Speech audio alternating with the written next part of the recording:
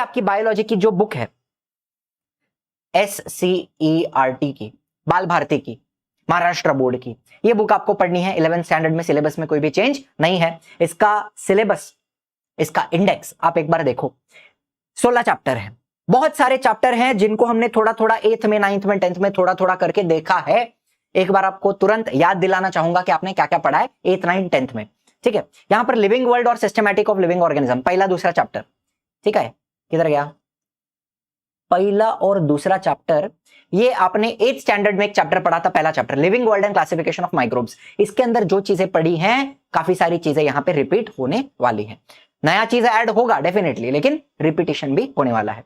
फिर kingdom Plantae, chapter number 3, ये हमने 9th स्टैंडर्ड में पढ़ा है, क्लासिफिकेशन ऑफ प्लांट्स काफी क्लियरली, लेकिन 11th का जो आएगा वो बहुत ज्यादा डिटेल में आएगा, ज्यादा डिटेल। ठीक है, डिफिकल्ट रहेगा थोड़ा सा। फिर किंगडम एनिमलिया, ये हमने 10th में पढ़ा है, एनिमल क्लासिफिकेशन, काफी कुछ पढ़ा है आपने। अगर 10th का चैप्टर अच्छे से पढ़ा है ना, तो 11th का चैप्टर आपको बहुत समझ जाएगा। थोड़ी चीजें ऐड होंगी, थोड़े पॉइंट्स ऐड होंगे, लेकिन 10th का अगर अच्छे से किया है तो 11th बहुत इजी जाएगा। एनिमल क्लासिफिकेशन, स्पेशली अगर क्राइटेरिया ऑफ क्लासिफिकेशन आपने अच्छे से समझ में आया है, आपको अच्छे से समझ में आया है, तो ये चैप्टर आपको इजी जाएगा 11th वाला। फिर सेल स्ट्रक्चर एंड ऑर्गेनाइजेशन, ये आपने 8th स्टैंडर्ड में देखा था, सेल एंड सेल ऑर्गेनेल्स में। ठीक है, डिटेल में आएगा। यही बात है, 8th, 9th, 10th में हमने जो चीजें पढ़ी हैं उनको ही हमें ज्यादा डिटेल में पढ़ना है 11th में। ठीक है, वही बातें होने वाली हैं। फिर बायोमोलिक्यूल्स जो चैप्टर है, चैप्टर नंबर 6, 9th में आपने हेरिडिटी एंड वेरिएशन, ये चैप्टर में डीएनए का स्ट्रक्चर, आरएनए का स्ट्रक्चर पढ़ा था। वो चीजें यहां पर वापस आएंगी, लेकिन इसके साथ साथ और बहुत सारी चीजें आएंगे, कार्बोहाइड्रेट का स्ट्रक्चर, प्रोटीन का स्ट्रक्चर, लिपिड्स का स्ट्रक्चर, बहुत सारी चीजें आती हैं बायोमोलिक्यूल्स के अंदर। केमिस्ट्री जैसा ही है, it is biochemistry basically. Living organisms के अंदर जो केमिस्ट्री होती है उसको हम बायोकेमिस्ट्री बोल सकते हैं एक तरीके से। तो वो सारी चीजें आप बायोमोलिक्यूल्स में पढ़ते हो। फिर cell division, chapter number 7, 10th standard में हमने जो life process in living organism part 1 देखा, उसमें हमने सेल डिवीजन देखा, माइटोसिस देखा, मियोसिस भी थोड़ा सा देखा। वैसे तो मैंने वीडियो के अंदर जो मेरा मियोसिस का वीडियो था उसमें डिटेल में पढ़ाया हुआ है। मियोसिस 1 के प्रोफेज के जो leptotene, zygotene, pachytene, diplotene, diakinesis सब मैंने पढ़ाया हुआ है, लेकिन वही चीजें यहां पे आपको डिटेल में पढ़नी है सेल डिवीजन में। बहुत ही बेहतरीन चैप्टर है। माइटोसिस अगर आपको 10th में समझ में आ गया है ना, तो सेम टू सेम यहां पे वापस कॉपी एंड पेस्ट होने वाला है, कुछ भी अलग होने वाला नहीं है। ठीक है, फिर प्लांट टिश्यू एंड एनाटॉमी की बात करूंगा, and chapter number 10 animal tissue. ये अपने 9th में जो चैप्टर पढ़ा, इंट्रो टू बायोटेक्नोलॉजी, इसके अंदर अपने एनिमल टिश्यू, प्लांट टिश्यू सब पढ़ा है। एपिथेलियल टिश्यू हो गया, कनेक्टिव टिश्यू, मस्कुलर टिश्यू पढ़ा है ना। फिर प्लांट टिश्यू में भी क्या पढ़ा है आपने, सिंपल टिश्यू होता है, कॉम्प्लेक्स टिश्यू होता है, parenchyma, collenchyma, sclerenchyma, aerenchyma, chlorenchyma, xylem, phloem, वो सब वापस आने वाला है इधर। ठीक है, प्लांट टिश्यू, एनिमल टिश्यू। फिर मॉर्फोलॉजी ऑफ फ्लावरिंग प्लांट, ये आपके लिए रहेगा कौन से कलर से बताऊं, ये रहेगा नया। वैसे ही study of animal type cockroach, ये रहेगा नया। फोटोसिंथेसिस रहेगा नया। रेस्पिरेशन भी काफी हद तक रहेगा नया। इसमें एक चीज बताना चाहूंगा, ये जो रेस्पिरेशन वाला पार्ट है, आपने जो 10th में क्रेब्स साइकिल, ग्लाइकोलाइसिस, ईटीसी छोटा सा इतना पढ़ा है, उसी को समझ लो डिटेल में लेके पूरा चैप्टर बना दिया हो। ग्लाइकोलाइसिस बहुत लंबी होती है, क्रेब्स साइकिल भी लंबी होती है, उसमें हर एक स्टेप में क्या हो रहा है वो फुल डिटेल में आपको पढ़ना है। रेस्पिरेशन एंड एनर्जी ट्रांसफर, बढ़िया चैप्टर है, मजा आएगा पढ़ने में। माइंड ब्लास्टिंग चैप्टर है, माइंड ब्लोइंग चैप्टर। ठीक है, फिर ह्यूमन न्यूट्रिशन भी आपके लिए काफी हद तक नया रहेगा। ठीक है, फिर आता है एक्सक्रीशन एंड ऑस्मोरेगुलेशन। इसमें जो ये सिर्फ एक्सक्रीशन वाला जो पार्ट है, किडनी, ये आपने 9th में लाइफ प्रोसेस लिविंग ऑर्गेनिज्म में किडनी वाला पार्ट पढ़ा है, वो यहां पर वापस आएगा, लेकिन उसके अलावा बहुत सारी चीजें आपको एडिशनल पढ़नी पड़ेंगी। ठीक है, एंड स्केलेटन एंड मूवमेंट, ये भी कैसा रहेगा, नया रहेगा। तो समझ लो ना, शुरुआत का जो पार्ट है, शुरू के जो 5, 6, 7 चैप्टर हैं, उनसे रिलेटेड चीजें आपने 8वीं, 9वीं, 10वीं में कुछ पढ़ी हुई हैं, लेकिन उसके आगे का जो चैप्टर है वहां पे आपको काफी कुछ नया आने वाला है। Getting my point? अच्छा, अब सुनो, अब जो आपका बायोलॉजी है, biology it is basically divided into 2 parts. इसको मैं 3 पार्ट में डिवाइड करना चाहूंगा। एक होता है बॉटनी मतलब स्टडी ऑफ प्लांट्स, प्लांट्स की जितनी भी स्टडी है वो सब बॉटनी में आती है। फिर आ जाता है जूलॉजी, एनिमल्स की जो भी स्टडी है जूलॉजी में आएगा। एंड एक मैं यहां पे लिखूंगा जनरल बायोलॉजी, मतलब ऐसा बायोलॉजी जो बॉटनी एंड जूलॉजी दोनों के अंदर आएगा, इसको मैं जनरल बायोलॉजी बोलूंगा, ठीक है, जिसमें बॉटनी जूओ मिक्स होता है। अभी यहां पर कौन सा बॉटनी, कौन सा जूओ, कौन सा जनरल बायोलॉजी, ये एक बार क्लियर करना चाहूंगा, फिर अपन आगे चलते हैं, कहानी की शुरुआत करेंगे। लिविंग वर्ल्ड ये आपका जनरल बायोलॉजी में पकड़ो आप, प्लांट एनिमल दोनों के बारे में बात होगी। फिर सिस्टमैटिक्स ऑफ लिविंग ऑर्गेनिज्म, ये भी आप जनरल बायोलॉजी में पकड़िए। Kingdom plantae, botany, kingdom animalia, zoology, cell structure, इसको मैं जनरल बायोलॉजी में लेता हूं बिकॉज एनिमल प्लांट दोनों की बातें होने वाली है। फिर बायोमोलिक्यूल्स, ये भी एक जनरल बायोलॉजी का बात हो गया। सेल डिवीजन जनरल हो गया। प्लांट टिश्यू, ये बॉटनी हो गया। Morphology of flowering plant, botany. Animal tissue, zoology. Study of animal type, zoology. Photosynthesis, botany. Respiration and energy transfer,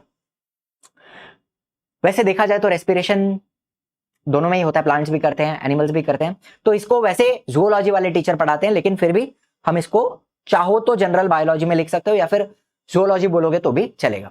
फिर ह्यूमन न्यूट्रिशन, ये आ गया zoology. Excretion, zoology. Skeleton and movement, excretion osmoregulation में आप kidney के बारे में पढ़ोगे ज्यादातर, इसलिए जूओलॉजी में रख रहा हूं। एंड स्केलेटन एंड मूवमेंट, ये तो आपके अंदर ही होता है, स्केलेटन प्लांट्स में होता नहीं है, तो ये हो गया जूओलॉजी।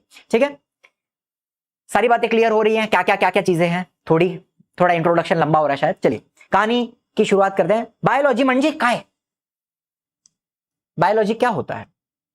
बायो मतलब लाइफ या फिर लिविंग, एंड लोजी मतलब स्टडी।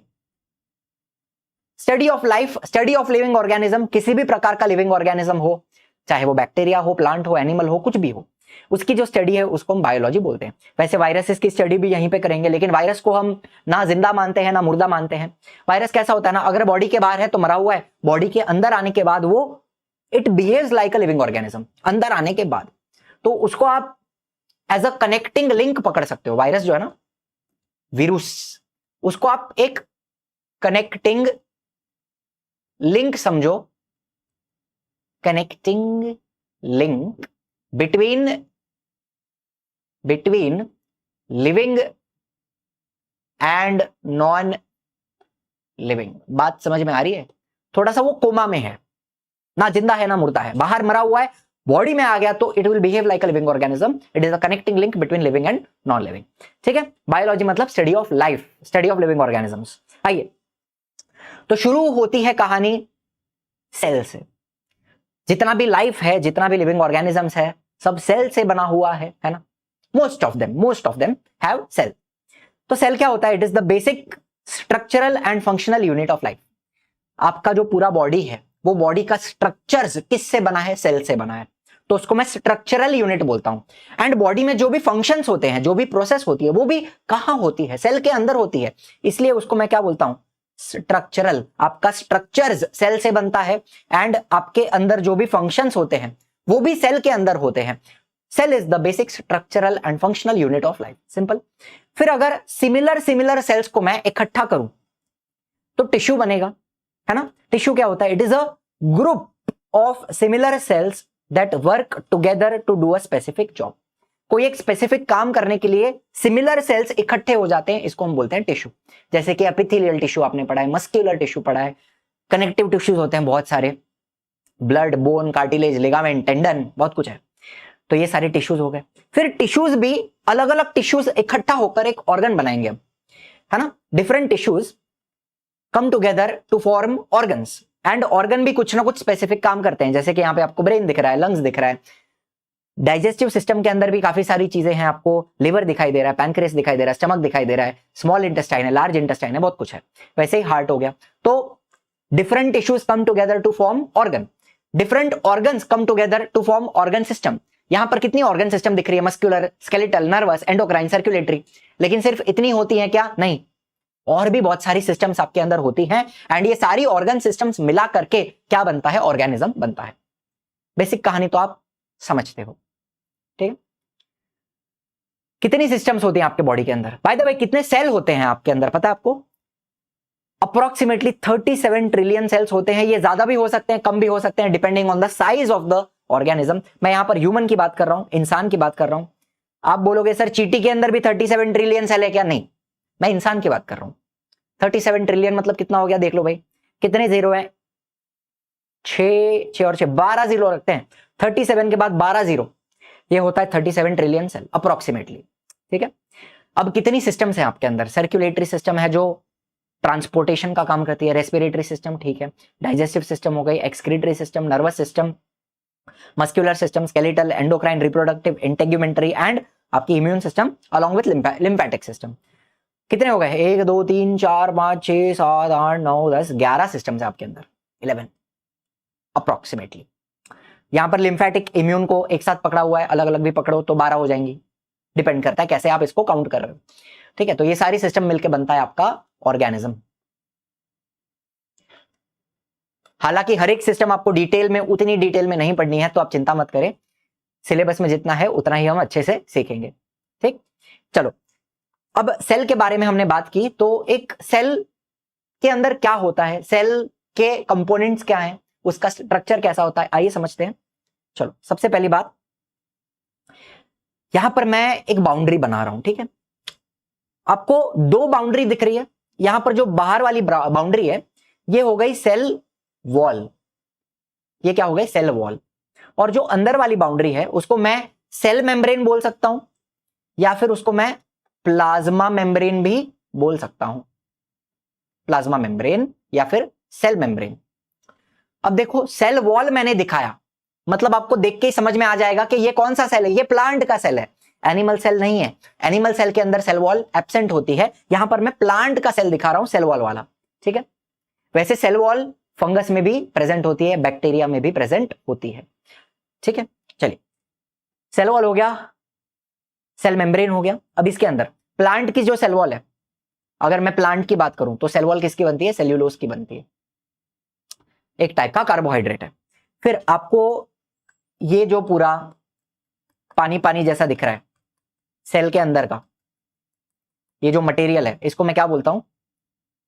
साइटो, ये हो गया साइटोप्लाज्म, जिसके अंदर काफी सारे रिएक्शंस वगैरह होते हैं, काफी सारे न्यूट्रिएंट्स भी होते हैं। फिर ये आ गया आपका nucleus, brain of the cell, उसके अंदर आपको ऐसे खिचड़ी पकी हुई दिखाई देगी। ये खिचड़ी पकी हुई क्या है बताता हूं, और एक गोला भी दिखाऊंगा। चलो यहां पे हर चीज को हम नाम देंगे।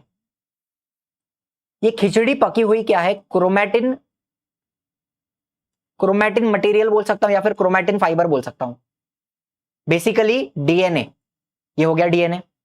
फिर यहां पर ये गोला जो दिखाया ये हो गया न्यूक्लियोलस, इसका काम होता है आरएनए बनाना। चलो मुझे बताओ, अभी यहां पे आपको एक न्यूक्लियस की भी बाउंड्री दिखाई दे रही है, डबल बाउंड्री।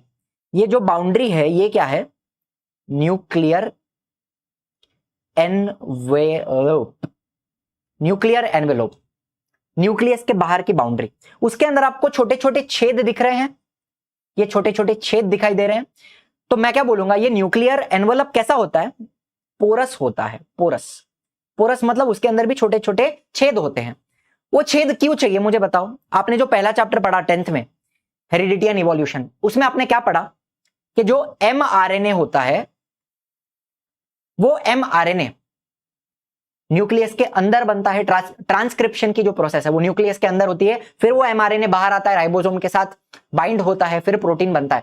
तो mRNA को बाहर आने के लिए जगह चाहिए। तो ये जो छोटे छोटे छेद है ना, it is to control the movement of different molecules जो अंदर बाहर जाएंगे।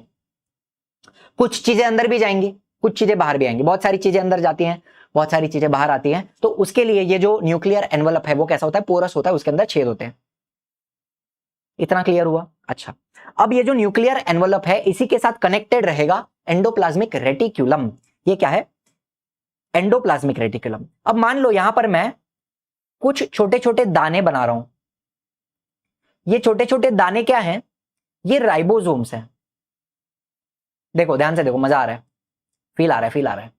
ये छोटे छोटे दाने क्या हैं? यहां लिखता हूं राइबोसोम्स। क्या करते हैं राइबोसोम्स? प्रोटीन बनाते हैं। They are the factory of protein, protein बनाने का कारखाना है, बराबर है। तो ये राइबोसोम्स के वजह से मुझे बताओ, ये एंडोप्लाज्मिक रेटिकुलम रफ दिखाई दे रही है, उसके ऊपर दाने दाने आ गए, तो वो कैसी हो गई? रफ हो गई। तो इसको हम बोलते हैं रफ एंडोप्लाज्मिक रेटिकुलम, राइबोसोम वाली। एंड दूसरी तरफ आपको स्मूथ दिख रही है, वहां पर कुछ भी दाना वाना कुछ नहीं है, तो ये क्या हो गया, ये बन जाता है स्मूथ एंडोप्लाज्मिक रेटिकुलम। चलो यहां तक की बात समझ में आ रही है। स्मूथ एंडोप्लाज्मिक रेटिकुलम हो गया, रफ एंडोप्लाज्मिक रेटिकुलम हो गया। अब इसके आगे आता है गोल्गी कॉम्प्लेक्स, या फिर गोल्गी बॉडी भी बोल सकते हो, गोल्गी अपैरेटस भी बोल सकते हो, ठीक है। इसको मैं यहां पे लिख देता हूं, गोल्गी अपैरेटस। ये लोग क्या काम करते हैं वो भी बता देता हूं। देखो, रफ एंडोप्लाज्मिक रेटिकुलम का काम है प्रोटीन को बनाना, राइबोसोम्स है ना वहां पे, तो वहां पे प्रोटीन्स बनते हैं, एंड बाद में वो प्रोटीन्स छोटे छोटे पैकेट में पैक होके गोल्गी बॉडी की तरफ जाते हैं, एंड गोल्गी बॉडी क्या करता है, प्रोटीन्स को और ज्यादा मॉडिफाई करेगा एक तरीके से, ठीक है। सिंपल समझो, रफ एंडोप्लाज्मिक रेटिकुलम, वहां पर प्रोटीन बना, प्रोटीन्स को छोटे छोटे पैकेट में पैक किया जाता है, इनको बोलते हैं वेसिकल्स। ये जो छोटे छोटे पैकेट हैं इनको बोलते हैं वेसिकल। ये वेसिकल गोल्गी अपैरेटस में जाएगा, प्रोटीन गोल्गी अपैरेटस के अंदर जाएगा, फिर वो प्रोटीन और मॉडिफाई होगा, फिर गोल्गी अपैरेटस क्या करेगा, दूसरे छोटे छोटे पैकेट बनाएगा, इनको भी हम क्या बोलते हैं, वेसिकल्स। और ये वेसिकल्स क्या करेंगे, प्रोटीन को ट्रांसपोर्ट करेंगे जहां उनकी जरूरत है। Is this clear? चलो तो थोड़ा हटा देता हूं यहां से, ठीक है। वैसे ही स्मूथ एंडोप्लाज्मिक रेटिकुलम जो है वो क्या बनाती है, वो लिपिड्स बनाती है, एंड फिर ये लिपिड्स भी गोल्गी अपैरेटस में भेजे जाते हैं पैकेट में, लिपिड भी मॉडिफाई होते हैं, एंड गोल्गी अपैरेटस उनको मॉडिफाई करता है लिपिड को, एंड बाद में जहां कहीं उसकी जरूरत है वहां उसको ट्रांसपोर्ट कर दिया जाता है, ठीक है। ये आप डिटेल में आगे पढ़ोगे अभी, ठीक है, थोड़ा यहां पे एक्स्ट्रा बता रहा हूं बस। चलो इतना क्लियर हो गया। अब बात करते हैं माइटोचॉन्ड्रिया। ये कौन है, माइटोकॉन्ड्रिया। ये हो गया आपका power house of the cell. Krebs cycle जो है, ईटीसी रिएक्शन जो है, एटीपी प्रोडक्शन, ज्यादा से ज्यादा एटीपी कहां बनता है, एरोबिक रेस्पिरेशन में माइटोकॉन्ड्रिया के अंदर बनता है, ठीक है। Power house of the cell, energy provide करता है। चलो फिर प्लांट सेल की बात कर रहे हैं तो एक और चीज यहां पे आपको दिखाऊंगा। ये क्या है, ये है क्लोरोप्लास्ट। क्लोरोप्लास्ट जिसके अंदर क्या होगा, क्लोरोफिल।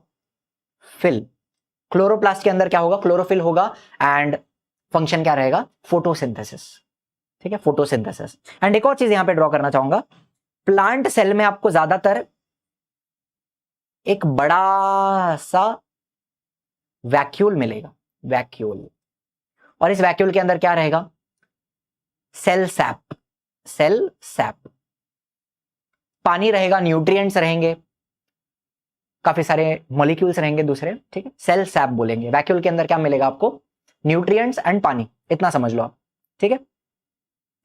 तो यहां पर हमने सेल से रिलेटेड काफी सारी बात की है, थोड़ा सा आगे चलते हैं, ठीक है। चलिए अब एनिमल और प्लांट सेल के अंदर क्या डिफरेंस है ये आपको यहां पे फटाफट बता देता हूं। कि सबसे पहली बात, प्लांट सेल की बात करूं तो सेल वॉल प्रेजेंट होती है, एनिमल सेल में एब्सेंट होती है। क्लोरोप्लास्ट प्लांट सेल में प्रेजेंट है, फोटोसिंथेसिस का काम करेगा, एनिमल सेल में एब्सेंट है। Vacuole, there is a one large central vacuole, एक बड़ा सा वैक्यूल आपको दिखेगा प्लांट सेल में, बीच में दिखेगा। न्यूक्लियस जो होता है वो कोने में होता है, वैक्यूल बीच में दिखाई देता है बड़ा सा, जिसके अंदर क्या मिलेगा, सेल सैप मिलेगा। वैसे ही एनिमल सेल के अंदर छोटे छोटे वैक्यूल्स मिलते हैं, टेम्पररी वैक्यूल्स होते हैं कभी कभी, लेकिन काफी बार आपको वैक्यूल्स दिखेंगे ही नहीं, एब्सेंट रहेंगे एनिमल सेल के अंदर, ठीक है। फिर सेंट्रियोल जो है, आपको पता है सेंट्रियोल्स सेल डिवीजन जब होता है, मेटाफेज एनाफेज, तब स्पिंडल फाइबर बनाते हैं, स्पिंडल फाइबर्स, ठीक है, जो क्रोमोसोम्स को सेंट्रोमियर पे अटैच करते हैं, सिस्टर क्रोमैटिड्स को सेपरेट करते हैं माइटोसिस के अंदर, हमने पढ़ा हुआ है ना, स्पिंडल फाइबर्स। तो ये प्लांट सेल में यूजुअली एब्सेंट होते हैं, most of the plant cell में नहीं मिलेंगे, एंड एनिमल सेल्स के अंदर प्रेजेंट होते हैं, सेल डिवीजन में हेल्प करते हैं। चलो इतना की डिफरेंस आपको क्लियर हुआ प्लांट सेल एनिमल सेल का। आगे चलते हैं। नाउ यहां पर मैंने वो सारी बातें लिखी हुई हैं, एक बार इसको आप गो थ्रू करोगे, ये नोट्स आपको पीडीएफ फॉर्म में डिस्क्रिप्शन में मिल जाएगा, इसका पीडीएफ मैं आपको दे दूंगा डिस्क्रिप्शन में, ठीक है। आप एक बार गो थ्रू कर सकते हैं सेल वॉल का क्या हिसाब किताब है। यहां पे कुछ चीजें ऐड करना चाहूंगा। प्लांट के अंदर जो सेल वॉल है वो किसकी होती है, सेल्यूलोज की होती है। फंगस में जो होती है वो काइटिन की होती है, फंगस में भी सेल वॉल होती है, बट किसकी बनती है? काइटिन की। एंड बैक्टीरिया में भी सेल वॉल होती है, वो बनती है पेप्टिडोग्लाइकन। पेप्टिडोग्लाइकन। आगे क्या है? पेप्टिडोग्लाइकन क्या होता है ये हम आगे पढ़ेंगे, लेकिन बैक्टीरिया का जो सेल वॉल है वो किसका बनता है? पेप्टिडोग्लाइकन का। फिर सेल मेम्ब्रेन हमने बात की, न्यूक्लियस के बारे में हमने बात किया, न्यूक्लियर एनवोलप के बारे में बात किया, ठीक है। स्मूथ एंडोप्लाज्मिक रेटिकुलम लिपिड बनाती है एंड डिटॉक्सिफिकेशन भी करती है, डिटॉक्स करती है। बॉडी के अंदर कुछ टॉक्सिन्स है तो वो यहां से निकलते हैं, फ्लश आउट होंगे, ठीक है। रफ एंडोप्लाज्मिक रेटिकुलम, इसके ऊपर राइबोसोम्स हैं, प्रोटीन सिंथेसिस का काम करेगी। साइटोप्लाज्म जेल लाइक सब्सटेंस, जहां पर काफी सारी एक्टिविटीज होती हैं। गोल्गी बॉडी, गोल्गी बॉडी क्या करता है? मॉडिफाई करता है, सॉर्ट करता है, पैकेज करता है, किसको? प्रोटीन को और लिपिड को। प्रोटीन को और लिपिड को मॉडिफाई करता है, पैकेज करता है, भेजता है, ठीक है। फिर माइटोकॉन्ड्रिया पावर हाउस है, क्लोरोप्लास्ट है, प्लांट सेल में मिलेगा, फोटोसिंथेसिस करता है। वैक्यूल क्या है? स्टोरेज ऑर्गेनल है, प्लांट सेल में बड़ा होता है, पानी, न्यूट्रिएंट एंड वेस्ट स्टोर करता है, ठीक है। तो ये पीडीएफ आपको मिल जाएगा डिस्क्रिप्शन में, एक बार आप गो थ्रू करोगे सारी बातें क्लियर हो जाएंगी। फिर चलते हैं आगे, हमारा उड़ान 3.0 बैच, जहां पर काफी सारी बातें होने वाली हैं, पूरा 11th पढ़ाया जाएगा डिटेल में। ये कब स्टार्ट होने वाला है? इन 1 वीक। 1 वीक में प्रॉपर लेक्चर स्टार्ट हो जाएंगे, फिर कोई भी ब्रेक नहीं रहेगा। तो जितने बच्चे अभी भी इंटरेस्टेड है, ज्वाइन करना चाहते हैं, फटाफट ज्वाइन कर लेना, don't waste your time. Result का इंतजार कर रहे हो तो क्या ही बताऊं, तब तक तो काफी सारा सिलेबस आगे चला जाएगा। तो जो बच्चे सीरियस हैं, साइंस लेना चाहते हैं, मुझसे पढ़ना चाहते हैं, 1 वीक में हम प्रॉपर लेक्चर स्टार्ट करने वाले हैं।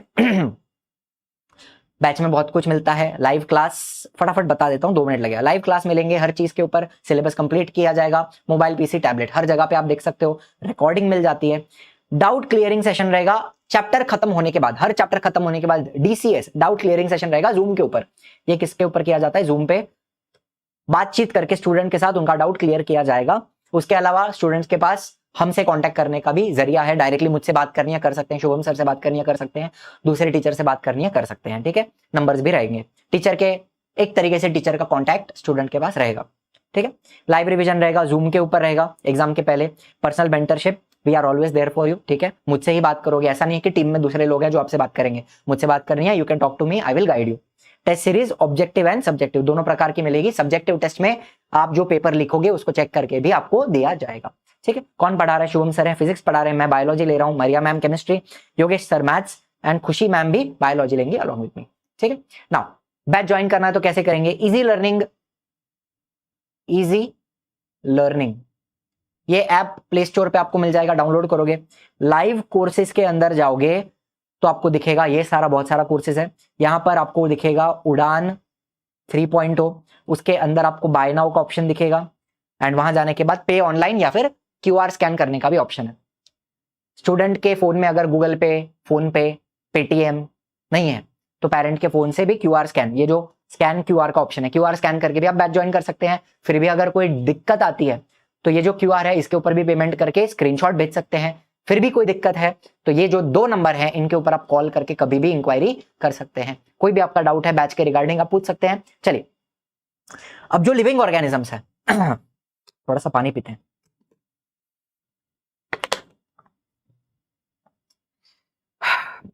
लिविंग ऑर्गेनिजम्स को बेसिकली किस तरह से क्लासिफाई किया है? हमें 5 किंगडम क्लासिफिकेशन के बारे में पढ़ा है हमने, जो R.H. विटेकर भाई साहब ने दिया था हमें, 5 किंगडम क्लासिफिकेशन। तो सबसे पहला जो डिवीजन आता है वो आता है सेल किस प्रकार का है, या तो वो प्रोकैरियोटिक हो सकता है या तो यूकैरियोटिक हो सकता है। सेल के बेसिकली 2 प्रकार हैं। प्रोकैरियोटिक का मतलब क्या है? तो क्या यहां पर जो प्रो लिखा है ना, प्रो का मतलब होता है प्रिमिटिव। प्रिमिटिव का मतलब होता है बहुत ही ज्यादा बेसिक, बहुत ही ज्यादा सिंपल। सिंपल लिख देता हूं यहां पे, पुराना, एकदम बेसिक, जिसके पास कुछ भी ज्यादा खास बात नहीं है, ऐसा जो सेल है इसको मैं प्रिमिटिव बोलता हूं। एंड कैरियोट यहां पर लिख देता हूं, कैरियन। कैरियन का मतलब होता है न्यूक्लियस। तो बेसिकली प्रोकैरियोटिक सेल का जो न्यूक्लियस होता है ना वो बहुत ही ज्यादा सिंपल तरीके का होता है, प्रिमिटिव न्यूक्लियस जिसको आप बोल सकते हो। एंड उसी तरीके से यू मतलब क्या? डेवलप्ड या फिर कॉम्प्लेक्स, एंड कैरियोट का मतलब न्यूक्लियस, ठीक है। तो शब्द का मतलब मैंने आपको यहां पे एक्सप्लेन कर दिया। अब बात को समझो। बेसिक डिफरेंस बता देता हूं प्रोकैरियोटिक एंड यूकैरियोटिक में क्या होने वाला है। तो प्रोकैरियोटिक जो सेल हैं, बेसिकली प्रोकैरियोटिक कौन होते हैं? बैक्टीरिया होते हैं, बैक्टीरिया। इनका जो न्यूक्लियस होता है, prokaryotes lack a true nucleus, eukaryotes have a membrane bound nucleus. मुझे एक बात बताओ, अभी मैंने आपको जो न्यूक्लियस बताया वो न्यूक्लियस कुछ इस प्रकार का था, एक मेम्ब्रेन ऐसी थी, फिर एक मेम्ब्रेन ऐसी थी जिसको मैंने न्यूक्लियर एनवलप बोला, उसके अंदर आपको क्रोमैटिन मटेरियल मिलेगा इस प्रकार से, फिर एक न्यूक्लियोलस भी मिलेगा। इस प्रकार का न्यूक्लियस आपको मैंने दिखाया जिसके मेम्ब्रेन थे, जिसको न्यूक्लियर एनवलप था।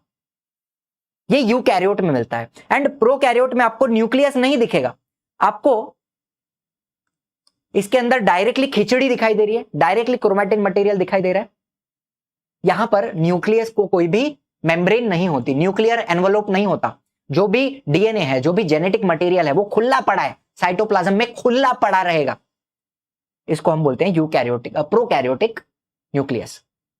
ठीक है, बाय द वे ये जो खिचड़ी है ना जेनेटिक मटेरियल की, इसको हम क्या बोलते हैं? इसको बोला जाता है न्यूक्लियोइड, न्यूक्लियोइड बोला जाता है। ठीक है, दूसरी बात, prokaryotes lack membrane bound organelles, eukaryotes have them. मुझे एक बात बताओ, यूकैरियोट में मैंने आपको क्या क्या बताया? Endoplasmic reticulum, Golgi apparatus, mitochondria, chloroplast, vacuole, lysosome भी होते हैं, सेंट्रियोल्स भी होते हैं, बहुत कुछ होता है ना। वैसा प्रोकैरियोटिक सेल के अंदर ऐसे ऑर्गेनेल्स नहीं होते। मेम्ब्रेन बाउंड का मतलब समझते हो? अगर मैं माइटोकॉन्ड्रिया की बात करूं तो वो कुछ ऐसा दिखाई देता है। मेम्ब्रेन है ना, एक कवरिंग है। अगर गोल्गी अपैरेटस बनाऊं तो गोल्गी अपैरेटस कुछ ऐसा प्रकार का दिखाई देगा, ऐसे प्रकार का दिखाई देगा। तो एक मेम्ब्रेन है ना, क्लोरोप्लास्ट भी बनाऊं तो कुछ ऐसे प्रकार का दिखाई देगा।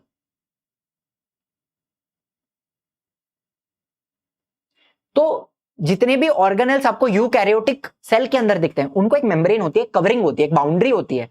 वैसा आपको यहां पे प्रोकैरियोटिक सेल में नहीं दिखता। ठीक है, एंड तीसरी बात, प्रोकैरियोट्स आर स्मॉलर। जो बैक्टीरिया होते हैं वो बहुत छोटे होते हैं।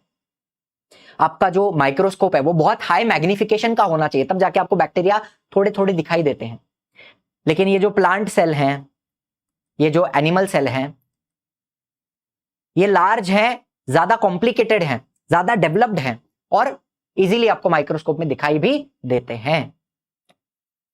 कुछ बातें यहां पे क्लियर हुई, प्रोकैरियोटिक क्या होता है, यूकैरियोटिक क्या होता है। अच्छा, अब देखो मैंने बताया 5 किंगडम है ना, 5 किंगडम। तो उसमें से पहला किंगडम आता है प्रोकैरियोटिक सेल वाला किंगडम, मोनेरा। इसके अंदर कौन आता है? इसके अंदर आते हैं सारे दुनिया के जितने भी बैक्टीरिया हैं, वो सारे बैक्टीरिया कहां पे आते हैं? किंगडम मोनेरा के अंदर आते हैं। फिर यूकैरियोटिक में दो बातें होंगी, या तो आपका सेल यूनिसेल्यूलर होगा या तो मल्टीसेल्यूलर होगा। अगर यूकैरियोटिक सेल यूनिसेल्यूलर है तो एक और किंगडम बनेगा प्रोटिस्टा, जिसके अंदर सारे प्रोटोजोआ, अमीबा, प्यारा मोएसियम, यूग्लिना, ये सारे जितने भी प्रोटोजोआ हैं ये कहां आते हैं? किंगडम प्रोटिस्टा के अंदर आ जाएंगे। Eukaryotic unicellular, eukaryotic unicellular. फिर मल्टीसेल्यूलर की बात करूं तो यहां पर भी दो बातें हो सकती हैं, या तो सेल वॉल है या तो सेल वॉल नहीं है। अगर सेल वॉल है तो किंगडम फंगस भी हो सकती है। इसके अंदर सेल वॉल किसकी बनती है? काइटिन की बनती है। और दूसरा आ जाएगा किंगडम प्लांटे, जिसका सेल वॉल किसका बनेगा? सेल्यूलोज का बनेगा। ठीक है, एंड फिर आता है विदाउट सेल वॉल, तो यहां जाता है किंगडम एनिमेलिया। इसके बारे में हमने काफी सारा 10th स्टैंडर्ड में पढ़ा हुआ है। तो एक ओवरऑल 5 किंगडम आपको समझ में आ गए, Monera, protista, fungi, Plantae. Fungi भी बोल सकते हैं, फंजाई, फंगाई, फुंगी मत बोलना, फंजाई, प्लांटे, एनिमेलिया। कोई दिक्कत वाली बात? चलो, ये किसने दिया था हमें? R.H. Whittaker, Robert Harding Whittaker, इन्होंने दिया हुआ था। ठीक है, तो मोनेरा में क्या आता है फटाफट देख लो ना, यूनिसेल्यूलर प्रोकैरियोटिक ऑर्गेनिज्म। बैक्टीरिया आता है ब्लू ग्रीन अलगे। ब्लू ग्रीन अलगे का मतलब होता है सायनो बैक्टीरिया, ये भी एक प्रकार का बैक्टीरिया ही है, फोटोसिंथेटिक बैक्टीरिया होता है। ठीक है, फोटोसिंथेसिस कर सकता है। फिर प्रोटिस्टा में क्या आ गया? Eukaryotic, unicellular eukaryotic organism, algae भी आ जाते हैं कुछ प्रकार के, एंड प्रोटोजोआ भी आ जाता है। ठीक है, फिर फंजाई, फंजाई ज्यादातर जो एल्गे हैं वो आपको प्लांट में मिलेंगे, लेकिन कुछ कुछ प्रकार के एल्गे आपको प्रोटिस्टा में भी दिख सकते हैं, अलग प्रकार के, ठीक है। नाउ फंजाई कैसा होता है, non photosynthetic, they absorb nutrient from organic matter, इनको सैप्रोफाइट बोला जाता है।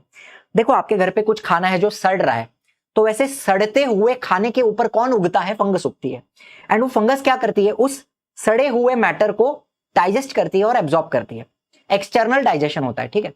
ये जो फंगस होता है वो क्या करता है, कुछ केमिकल्स रिलीज करता है खाने के ऊपर या फिर ऑर्गेनिक मैटर के ऊपर, फिर वो ऑर्गेनिक मैटर ब्रेक डाउन होता है बाहर, फिर आपका फंगस उसको एब्जॉर्ब करता है। इस प्रकार से फंगस खाना खाता है। They absorb nutrient from organic matter, मरा हुआ सड़ा हुआ ऑर्गेनिक मैटर के ऊपर ये लोग उगेंगे, वहां से वो लोग अपना न्यूट्रिशन एब्जॉर्ब करते हैं। इनको क्या बोलते हैं, इनको बोला जाता है सैप्रोफाइट। सड़ा हुआ मरा हुआ ऑर्गेनिक मैटर ये लोग खाते हैं, सैप्रोफाइट। इनका जो सेल वॉल है वो किसका है, काइटिन का है। प्लांट कैसा है, multicellular, photosynthetic organism with cell wall made up of cellulose. Animalia multicellular है। हेटेरोट्रोफिक मतलब किसी का दूसरे का बनाया हुआ खाएंगे, खुद अपना खाना बना सकते हैं, नहीं बना सकते। प्लांटे ऑटोट्रोफिक है, ऑटोट्रोफिक खुद अपना खाना खुद बनाते हैं, फोटोसिंथेसिस करेंगे। एनिमेलिया हेटेरोट्रोफिक है, रेडीमेड खाना खाएंगे, ठीक है। They rely on other organism for food, cell wall is absent. पूरा पीडीएफ आपको डिस्क्रिप्शन में मिल जाएगा, आप पढ़ सकते हैं। चलिए फिर थोड़ी सी किंगडम प्लांटे के बारे में थोड़ी सी बात करूंगा, यहां पे ज्यादा बात नहीं करूंगा, थोड़ी सी बात करूंगा, बिकॉज आपने 9th में पढ़ा हुआ है, एंड थोड़ा सा रिकैप करेंगे तो आपको अभी 11th में जब आप पढ़ोगे, तीसरा ही चैप्टर है किंगडम प्लांटे, तो जब पढ़ोगे तो थोड़ी बातें आपको इजीली याद आ जाएंगी। चलो, तो कॉमन कैरेक्टर जो सारे प्लांट में है, जितने भी प्लांट है दुनिया में, ऐसा कौन सा कॉमन कैरेक्टर है, सबके पास सेल वॉल रहेगा विच is made up of cellulose.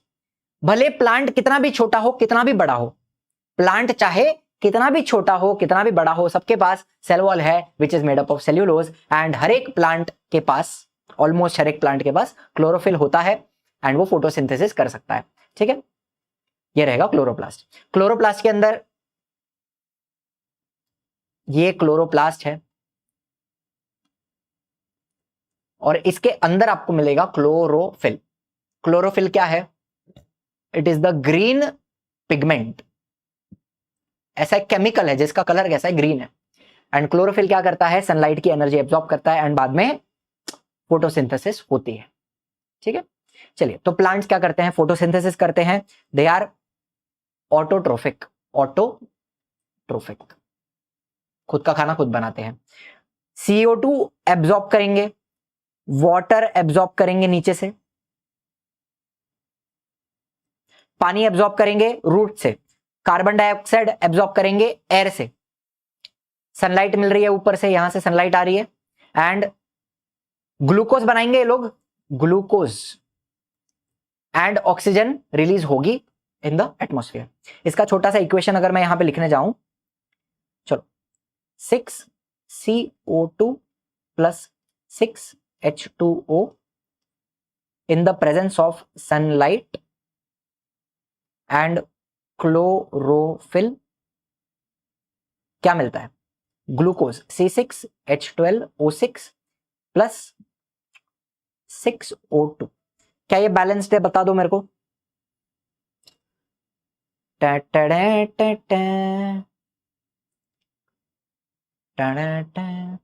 12 और 6, कुछ तो गड़बड़ लग रहा है। नहीं बराबर है, हाँ 6 12 और 6 बराबर है। C6H12O6 प्लस 6O2, ये आपका फोटोसिंथेसिस का इक्वेशन हो गया, ठीक। चलो फिर प्लांट्स को अगर मैं क्लासिफाई करूं, क्लासिफिकेशन का मतलब क्या होता है, क्लासिफिकेशन का मतलब क्या होता है, ग्रुप्स बनाना। सिमिलर प्लांट्स को मैं ग्रुप्स में डालूंगा, अलग अलग प्लांट्स को अलग ग्रुप में डालूंगा। क्लासिफिकेशन क्यों किया जाता है, to make the study easy. जो हम पढ़ेंगे, प्लांट्स को पढ़ेंगे, उस स्टडी को आसान बनाने के लिए ग्रुप्स बनाने पड़ेंगे, इसको हम क्लासिफिकेशन बोलते हैं। एंड क्राइटेरिया का मतलब क्या होता है, बेसिस। बेबीज हो गया ना वो, बेसिस। कौन से बेसिस के ऊपर आप क्लासिफाई करोगे, मतलब मान लो अगर मेरा जो क्लास है जहां पे 50 बच्चे हैं, तो मैं सबसे पहला क्लासिफिकेशन करता हूं on the basis of gender, लड़के एक तरफ लड़कियां एक तरफ, हो गया क्लासिफिकेशन। फिर दूसरा एक और बेसिस बनाऊंगा, एक और क्राइटेरिया बनाऊंगा कि जिन बच्चों को 70% से ऊपर आए हैं वो एक ग्रुप में आ जाओ, जिनको 70% के नीचे आए वो एक ग्रुप में आ जाओ। तो 4 ग्रुप बन जाएंगे, बॉयज के 2 ग्रुप हो गए, 70 ऊपर वाले 70 नीचे वाले, गर्ल्स के 2 ग्रुप हो गए, 70 ऊपर वाले 70 नीचे वाले। फिर एक और मैं ग्रुप बनाऊंगा, let's say on the basis of hair, किसका कर्ली है और किसका स्ट्रेट है, स्ट्रेट बाल वाले एक तरफ आ जाएं, कर्ली वाले अलग आ जाएं, तो और ग्रुप्स हो जाएंगे। तो अलग अलग बेसिस के ऊपर आप ग्रुप्स बनाते जाओगे, वैसे छोटे छोटे ग्रुप्स बनते जाएंगे। Are you understanding? फिर एक पॉइंट आएगा, 70% से नीचे मार्क्स लाने वाले लड़के जिनके बाल स्ट्रेट हैं वो एक ग्रुप में आ गए। ऐसे अलग अलग ग्रुप बनते जाएंगे। बेसिस फॉर क्लासिफिकेशन, ठीक है। तो सबसे पहला हम क्या चेक करते हैं, प्रेजेंस। हम क्या चेक करेंगे, प्रेजेंस और absence of organ such as root, stem, leaves. हम किसी भी प्लांट को देखते हैं तो हमें क्या दिखाई देता है, हमें ये चित्र दिखाई देता है कि इसके पास रूट है, स्टेम है, लीफ है। लेकिन हर प्लांट में रूट, स्टेम, लीफ होना जरूरी नहीं है। आपने 10th स्टैंडर्ड में स्पाइरोगायरा सुना है, स्पाइरोगायरा, ये थैलोफाइटा में आता है। एल्गे बोल सकते हो आप इसको, है ना, एल्गे, मल्टीसेल्यूलर एल्गे, ठीक, मल्टीसेल्यूलर एल्गे। तो ये स्पाइरोगायरा के पास रूट, स्टेम, लीव्स है क्या? नहीं है, लेकिन वो प्लांट है। तो हर प्लांट के पास ये ऑर्गन्स होने जरूरी नहीं है। तो इस बेसिस पे हम क्लासिफाई कर सकते हैं। छोटे छोटे सिंपल जो प्लांट है स्पाइरोगायरा जैसे, उनको अलग ग्रुप में डालो, बड़े बड़े जो प्लांट है उनको अलग ग्रुप में डालो, बराबर है। दूसरा हम क्या चेक करेंगे, प्रेजेंस और एब्सेंस ऑफ कंडक्टिंग टिश्यूज। हम चेक करेंगे कि जाइलम एंड फ्लोएम है क्या। आपको पता है प्लांट के अंदर पानी का ट्रांसपोर्टेशन कौन करता है, जाइलम करता है, एंड खाने का ट्रांसपोर्टेशन कौन करता है, फ्लोएम करता है। इनको हम क्या बोलते हैं, इनको हम कंडक्टिंग टिश्यू बोल सकते हैं, या फिर इसको हम वेस्क्यूलर टिश्यूज भी बोल सकते हैं, वेस्क्यूलर टिश्यूज। अब यहां पर आपको जाइलम दिख रहा है, पानी ट्रांसपोर्ट करेगा, फ्लोएम खाना ट्रांसपोर्ट करेगा। वाटर एक ही डायरेक्शन में ट्रांसपोर्ट होता है, कौन सा डायरेक्शन, रूट से लेके लीफ का, रूट से लेके लीफ। पानी जो है वो नीचे से ऊपर ही ट्रांसपोर्ट होता है, नीचे से ऊपर से वापस नीचे आने वाला नहीं है। लेकिन फूड जो है टू वे फ्लो, फ्लोएम के अंदर खाना ऊपर भी जा सकता है, खाना नीचे भी जा सकता है, दोनों तरफ जाएगा, ठीक है। बेसिकली इतनी बात आपको बताता हूं जाइलम एंड फ्लोएम के बारे में। अब ये वेस्क्यूलर टिश्यू हर एक प्लांट में हो ये जरूरी नहीं है। जो डेवलप्ड प्लांट्स है, थोड़े कॉम्प्लेक्स प्लांट्स हैं, उनके अंदर होते हैं। एकदम जो सिंपल प्लांट है, थैलोफाइटा, ब्रायोफाइटा, उनके अंदर ये नहीं मिलते, ठीक है। तो ये आपका सेकंड क्राइटेरिया होगा, प्रेजेंस और एब्सेंस ऑफ कंडक्टिंग टिश्यू। फिर तीसरी बात है प्रेजेंस और absence of seed. Her plant में सीड नहीं होते, हर प्लांट में सीड नहीं होते। यहां पर आपको क्या दिख रहा है पता है, ये इसको थोड़ा जूम करके दिखाऊं, क्या आपको छोटे छोटे दाने दिखाई दे रहे हैं, इनको क्या बोलते हैं, स्पोर्स बोलते हैं। स्पोर्स से रिप्रोडक्शन होता है, ये क्या है, स्पोर्स, स्पोर्स से रिप्रोडक्शन होगा। और ये किस में दिखता है, ये आपको दिखेगा, ये आपको इनफैक्ट थैलोफाइटा में भी दिखेगा, ब्रायोफाइटा में भी दिखेगा, और टेरिडोफाइटा में भी दिखता है। कौन से कलर से लिखूं समझ में नहीं आ रहा। ये जो प्लांट यहां पे दिखा रहा हूं ये फर्न प्लांट है, फर्न, और ये कौन से ग्रुप में आता है, टेरिडोफाइटा में आता है, ठीक है। एंड यहां पर तो आपको पपाया दिख रहा है, ये क्या है, पपाया, और उसके आपको सीड्स दिखाई दे रहे हैं, ठीक है। तो हर एक प्लांट में सीड होना जरूरी नहीं है। तो ये आपका तीसरा क्राइटेरिया होगा, प्रेजेंस और एब्सेंस ऑफ सीड। मान लेते हैं कि सीड अगर प्रेजेंट है, if the seeds are present, क्या वो नंगे नंगे हैं, नेकेड सीड। अब यहां पर मैं ये जो आपको दिखा रहा हूं इसको बोलते हैं कोन, और ये कौन बनाता है, ये जिम्नोस्पर्म बनाते हैं, जिम्नोस्पर्म। देखो ये जो जिम्नो है ना, इसका मतलब होता है नंगा, बिना कपड़े का, नेकेड, एंड स्पर्म का मतलब होता है सीड। तो इनके जो सीड्स होते हैं, ये दिख रहे हैं आपको, ये सीड है, ये सीड्स हैं, ये डायरेक्टली प्रोड्यूस होते हैं। ये जो कोन है ना, इस कोन के ऊपर ये सीड डायरेक्टली बनते हैं, इनके ऊपर कोई भी टाइप की कवरिंग नहीं होती है, तो इनको हम नेकेड सीड बोलते हैं, जिम्नोस्पर्म्स, ठीक है। एंड यहां पर अगर आप देखो तो ये फ्रूट है, और फ्रूट के अंदर सीड है, तो सीड के ऊपर फ्रूट का कवरिंग है ना, तो ये हो गए कवर्ड सीड्स, तो इनके बेसिस पे भी क्लासिफिकेशन होगा, ठीक है। एंड एक लास्ट क्लासिफिकेशन होता है बेस्ड ऑन कॉटिलिडन। कॉटिलिडन क्या होता है? बेसिकली दो प्रकार के सीड होते हैं, एक होते हैं डाइकॉट और एक होते हैं monocot. Dicot and monocot. Cotyledon का मतलब क्या आपको सिंपल बताऊं, इसको बोला जाता है सीड लीफ।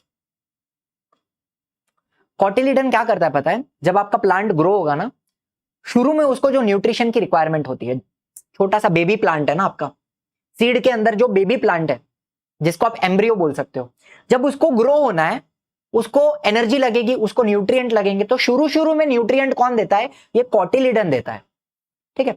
बाद में तो कैसा लीफ आएगा नया, ट्रू लीफ, फिर फोटोसिंथेसिस होएगा, फोटोसिंथेसिस से एनर्जी मिलेगा, लेकिन फोटोसिंथेसिस होने के पहले एनर्जी कौन देगा? कॉटिलिडन देगा। Are you understanding? इनको बोलते हैं सीड लीफ। अब डाइकॉट में क्या होता है?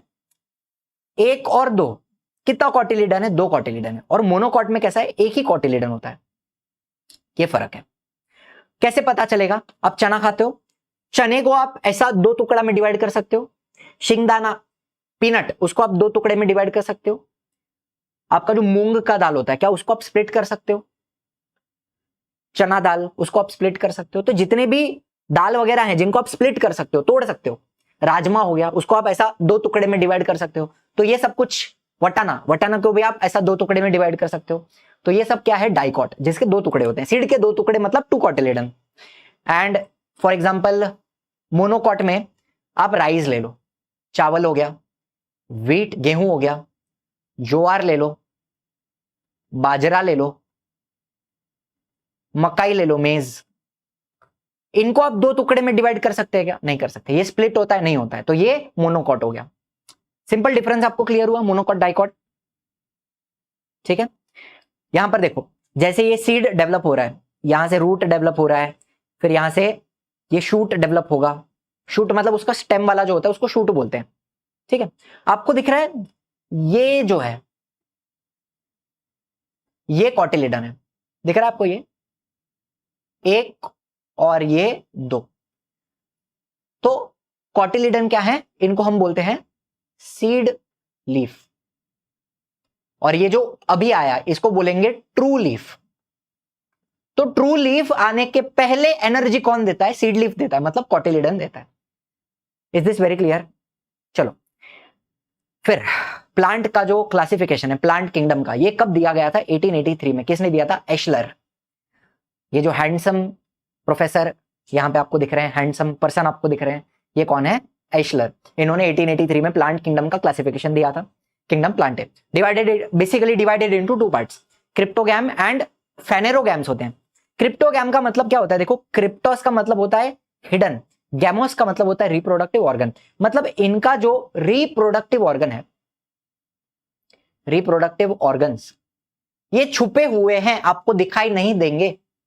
सुशील घर के हैं ये, अपना रिप्रोडक्टिव ऑर्गन छुपा के रखते हैं, सबको दिखाते नहीं है, ठीक है। इनके रिप्रोडक्टिव ऑर्गन्स आर हिडन, आपको दिखेंगे नहीं।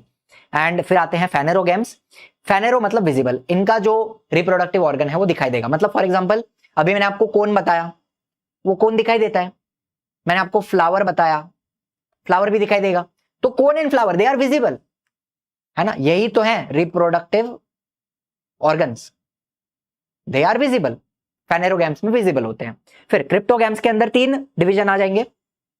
थैलोफाइटा मतलब तीन ग्रुप्स आ जाएंगे, थैलोफाइटा, ब्रायोफाइटा, टेरिडोफाइटा। थैलोफाइटा सबसे सिंपल होते हैं और पानी में ही मिलेंगे, वाटर में मिलेंगे। ब्रायोफाइटा थोड़े से डेवलप्ड होते हैं। ये आपको रेनी सीजन में, जो शेवाड़ बोलते हैं ना मराठी में, मॉस, ये ब्रायोफाइटा में आता है। इनको हम amphibians of the plant kingdom बोलते हैं, बिकॉज ये जमीन पे उगते हैं, पत्थर वगैरह पे, दीवार पे, लेकिन इनका जो रिप्रोडक्शन है वो बिना पानी के नहीं हो सकता। रिप्रोडक्शन के लिए पानी चाहिए, तो इनको हम amphibians of the plant kingdom बोलते हैं। एंड टेरिडोफाइटा जो है, इसके अंदर कौन सा एग्जांपल आ जाता है? फर्न, जो मैंने आपको अभी लीफ का फोटो दिखाया जिसके ऊपर स्पोर्स थे, बराबर। And Pteridophyta are first truly terrestrial plants, लिख देता हूं, फर्स्ट ट्रूली टेरेस्ट्रियल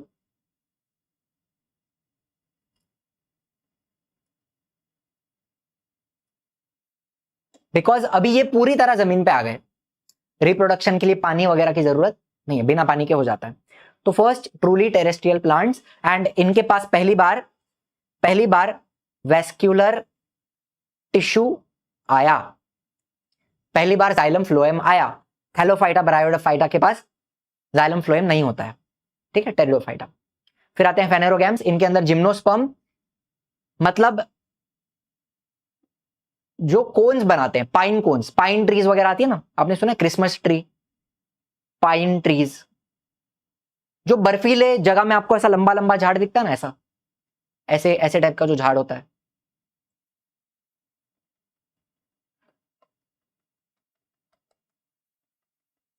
बहुत गंदा बना रहा हूं लेकिन you getting my point. Cone shape के ऐसे ऐसे झाड़ होते हैं, ये आते हैं जिम्नोस्पर्म्स के अंदर, और इनके सीड के ऊपर कवरिंग नहीं होती।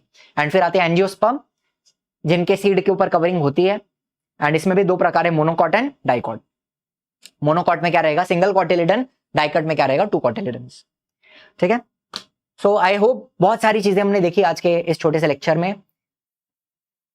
मेरी एडवाइस तो ये रहेगी, जो जो चीजें मैंने स्टार्ट में बताया ना कि 8वीं के ऊपर रिलेटेड है, 9वीं के ऊपर रिलेटेड है, तो एक बार वो चैप्टर भी आप एक आध बार थोड़ा सा ग्लैंस कर लोगे ना, तो आपको मजा आएगा। 11th में थोड़ा सा बेसिक एक बार रीड करके जाओ। देखो आपने 10 तक तो पढ़ लिया, 8th स्टैंडर्ड का एक अगर रिवाइज करने बोलो कितना टाइम लगेगा, आधे घंटे में, तो 1 घंटे में एक चैप्टर पूरा आप ऐसे रीड कर लोगे ना, और फिर जब आप 11th का पढ़ोगे तो आपको थोड़ा बेटर अंडरस्टैंडिंग आएगी।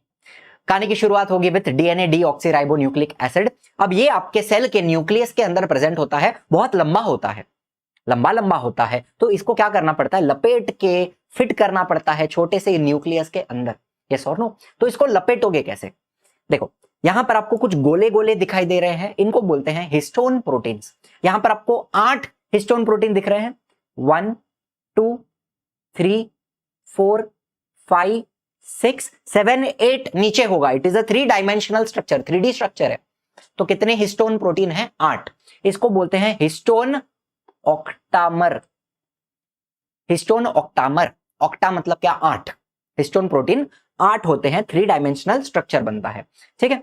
अब ये जो स्ट्रक्चर है इसको बोला जाता है न्यूक्लियोसोम। तो हमने यहां पे एक न्यूक्लियोसोम बनाया, ऐसा हजारों लाखों न्यूक्लियोसोम बनेगा, एंड ये न्यूक्लियोसोम भी लपेटे जाएंगे, तब जाके एक मोटा वाला धागा बनता है, जिसको मैं क्या बोलता हूं? क्रोमैटिन फाइबर, या फिर क्रोमैटिन मटेरियल भी बोल सकता हूं, क्रोमैटिन मटेरियल, ठीक है। जाड़ा वाला धागा, डीएनए पतला वाला धागा है, तो ये क्रोमैटिन क्या है? मोटा वाला जाड़ा वाला धागा। इसको और लपेटोगे तब जाके क्या बनता है? आपका क्रोमोसोम बनता है, इस प्रकार से, ठीक है। कहानी तो समझ में आई। क्रोमोसोम के अंदर क्रोमैटिन, क्रोमैटिन के अंदर डीएनए, इस प्रकार से कार्यक्रम चल रहा है। अब एक सिंपल कंपैरिजन अगर बताऊं, एकदम एक धागा लिया है मैंने, ठीक है। घर पे सिलाई होती है, चड्डी फट जाती है तो मम्मी उसकी सिलाई करती है, और भी कपड़े फटते हैं, सिर्फ चड्डी थोड़ी फटती है। एक धागा यहां पे दिखा रहा हूं, तो इसके अंदर आपको पतले पतले धागे दिखाई दे रहे हैं, ये वाले, ये एकदम पतले पतले धागे हैं। Can you see that? मान लेते हैं कि वो पतले पतले धागे डीएनए हैं। डीएनए को लपेट के जो मोटा वाला धागा बनाया, ये जो मोटा वाला धागा है, इसको मैंने क्या बोला? इसको मैंने क्रोमैटिन बोला। तो इसको लपेटूंगा तो धागे का रील बनेगा, जिसको मैं क्या बोलूंगा? क्रोमोसोम बोलूंगा। एक सिंपल कंपैरिजन यहां पे आपको बता रहा हूं, ठीक है। चलिए अब एक ह्यूमन सेल की बात करूं। एक ह्यूमन सेल, मुझे बताओ डीएनए किधर रहेगा? डीएनए कहां होगा? यहां पे होगा, न्यूक्लियस के अंदर, है ना। यहां पे रहेगा DNA, DNA inside the nucleus. कितना लंबा होता है एक ह्यूमन सेल का डीएनए? अगर मैं बाहर निकाल के खींचूं, इट इज 2 मीटर लॉन्ग।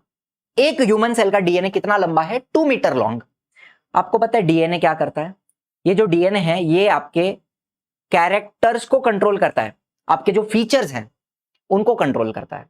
आपकी हाइट, आपका स्किन कलर, आपका शक्ल, आपका थोबाड़, कान, नाक, एवरीथिंग, आईज, हेयर, इंटेलिजेंस, आपकी पर्सनालिटी भी कहीं हद तक, काफी हद तक आपके जेनेटिक्स के ऊपर डिपेंड करती है, आपका आईक्यू, एवरीथिंग। तो आपके कैरेक्टर्स को कंट्रोल कौन करता है? डीएनए करता है। लेकिन ये 2 मीटर लंबा, इतना लंबा डीएनए आपके कैरेक्टर को कंट्रोल नहीं करता। पूरा डीएनए काम नहीं करता, ध्यान से सुनना। पूरा का पूरा डीएनए काम नहीं करता। डीएनए के छोटे छोटे टुकड़े होते हैं, सेगमेंट्स होते हैं, इनको हम क्या बोलते हैं? जीन्स। एंड ये जीन्स आपके कैरेक्टर को कंट्रोल करते हैं। मान लेते हैं ये जीन आपके हाइट को कंट्रोल कर रहा है, तो उसी प्रकार से एक और जीन होगा जो आपके स्किन कलर को कंट्रोल कर रहा है, एक और जीन होगा जो आपके आई कलर को कंट्रोल कर रहा है। तो ऐसे छोटे छोटे सेगमेंट्स आपके पूरे डीएनए के ऊपर होते हैं, इनको हम बोलते हैं जीन। एंड जीन क्या करते हैं? आपके कैरेक्टर को कंट्रोल करते हैं। पूरा डीएनए काम नहीं करता। ठीक है, चलिए, तो एक क्रोमोसोम का अगर मैं स्ट्रक्चर देखूं तो मुझे बताइए, बीच में जो दबा हुआ पार्ट है इसको मैं बोलता हूं सेंट्रोमियर। कंस्ट्रिक्टेड पार्ट यहां लिख देता हूं। सेंट्रोमियर क्या है? मिडल। जरूरी नहीं है मिडल में हो, 4 प्रकार के क्रोमोसोम्स हो सकते हैं, मेटासेंट्रिक, सब मेटासेंट्रिक, एक्रोसेंट्रिक, ट्रिलोसेंट्रिक। ठीक है, तो ये सेंट्रोमियर की जो पोजीशन है वो जरूरी नहीं है कि बीच में हो, ऊपर नीचे हो सकती है। क्रोमोसोम का शेप चेंज होता है depending on the position of centromere. 4 shapes आपको दिखाई देते हैं। ठीक है, वी शेप का हो सकता है, एल शेप का हो सकता है, जे शेप का हो सकता है और आई शेप का हो सकता है। दिस इज मेटासेंट्रिक, सब मेटासेंट्रिक, एक्रोसेंट्रिक, टीलोसेंट्रिक। ठीक है, 4 टाइप के क्रोमोसोम्स हमने 9th में पढ़े हैं, अलग अलग शेप्स होते हैं। तो ये जो कंस्ट्रिक्टेड पार्ट है इट इज कॉल्ड सेंट्रोमियर। ठीक है, जब सेल डिवीजन होता है तो स्पिंडल फाइबर भी सेंट्रोमियर से अटैच होते हैं। यहां पे और भी प्रोटीन्स होते हैं जिनको काइनेटोकोर बोलते हैं, वहां पर जाके स्पिंडल फाइबर अटैच होता है। ये आप डिटेल में आगे पढ़ोगे सेल डिवीजन में। ठीक है, अच्छा, अब जो शॉर्ट आर्म होता है उसको पी आर्म बोला जाता है। पी क्यों बोलते हैं पता है? इसके पीछे भी एक रीजन है।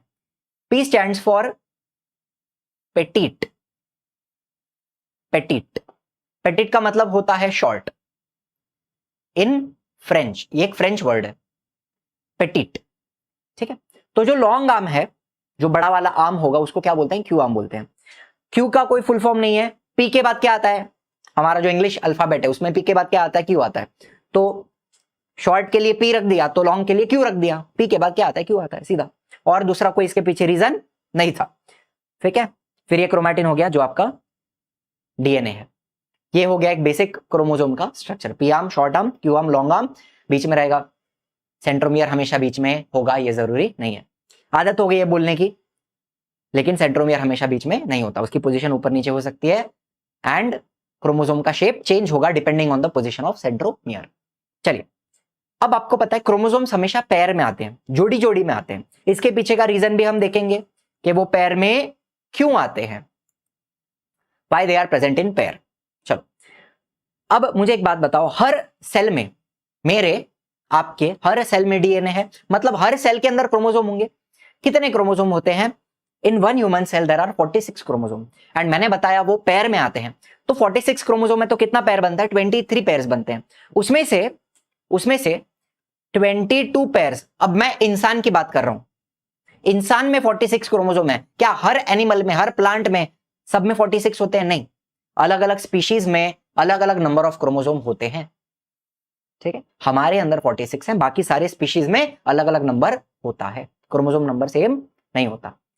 इंसान में 46 है, 23 पेयर्स हैं, तो 22 पेयर, इनको हम ऑटोजोम्स बोलते हैं। ऑटोजोम्स ये क्या करते हैं? आपके कैरेक्टर्स को कंट्रोल करते हैं। एंड जो एक पैर होती है उसको हम या तो एलोजोम्स बोल सकते हैं या फिर उसको सेक्स क्रोमोसोम बोला जाएगा। सेक्स क्रोमोसोम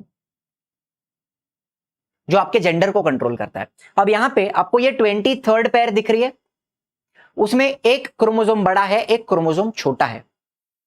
ठीक है, तो ये जो क्रोमोसोम्स हैं ये किसके हैं? ये किसके हैं? ये मेल के हैं। बिकॉज ये जो एलोजोम्स हैं वो मेल में क्या होते हैं? X Y. मेल में, आदमी में जो 23rd पैर होती है सेक्स क्रोमोसोम, वो कौन से होते हैं? X Y. इसमें से आपको पता है ये जो बड़ा वाला है वो एक्स है, छोटा वाला है वो वाई है। ठीक है, बड़ा वाला एक्स है, छोटा वाला वाई है। एंड ये मेल का हो गया, तो फीमेल में क्या होगा? एक्स एक्स होगा फीमेल के अंदर। ठीक है, एक और बात आपको बता दूंगा, मुझे बताओ क्या ये पैर नंबर 1, पैर नंबर 2, पैर नंबर 3, पैर नंबर 4, पैर नंबर 5, अगर आप ध्यान से देखो तो आपको दिखेगा कि ये क्रोमोसोम और ये क्रोमोसोम सिमिलर हैं, ये वाला सिमिलर है, ये वाला सिमिलर है, ये वाला थोड़ा आड़ा टेढ़ा है, लेकिन उनका साइज उनके ऊपर के जो जीन्स होते हैं, जीन्स की जो पोजीशन होती है वो सारी सेम होती है। तो ये जो, ध्यान से सुनना, 1 से लेके 22 तक की जो पेयर्स हैं इनको बोला जाता है होमोलोगस क्रोमोसोम्स, बिकॉज इनका साइज, इनका शेप, इनका जीन्स का पोजीशन सेम है, तो they are called homologous chromosomes. ठीक है, अभी मैं मेल की बात कर रहा हूं, अभी मैं किसकी बात कर रहा हूं, मेल की। तो मेल में 1 से लेके 22 पेयर कैसे हैं, होमोलोगस क्रोमोसोम है। एंड जो सेक्स क्रोमोसोम है, सेक्स क्रोमोसोम, उसमें मुझे एक बताओ, एक बड़ा है और एक छोटा है, एक्स बड़ा है और वाई छोटा है, तो इनको हम बोलते हैं हेटेरोलोगस, हेटेरोलोगस क्रोमोसोम्स। हेटेरो मतलब डिफरेंट, होमो मतलब सेम। ठीक है, और एक सिंपल बात बताना, फीमेल के अंदर, फीमेल में ऑल 23 पेयर्स आर होमोलोगस। बात समझ में आ रही है, फीमेल के अंदर सारे जो 23 पेयर हैं दे आर होमोलोगस क्रोमोसोम्स, सबका साइज, शेप एंड जीन्स का पोजीशन सेम होता है। मेल में 1 to 22 पेयर्स जो ऑटोसोम्स हैं वो सारे होमोलोगस हैं, लेकिन जो सेक्स क्रोमोसोम है एक्स वाई, एक्स बड़ा है वाई छोटा है, तो ये हो गए हेटेरोलोगस क्रोमोसोम्स। कहानी समझ में आई मेल फीमेल की, एक्स वाई एक्स एक्स, सारी बातें क्लियर हो गई। अच्छा, अब आपको बता दूं, जो बच्चे हमसे बायोलॉजी पढ़ना चाहते हैं या फिर पूरा 11th पढ़ना चाहते हैं मेरी टीम के साथ, हमारा जो बैच है उड़ान बैच वो लॉन्च हो चुका है। एक हफ्ते के अंदर, एक हफ्ते से भी कम टाइम है, 25 या 26 से हमारे रेगुलर लेक्चर्स स्टार्ट हो जाएंगे, लेस देन 1 वीक में।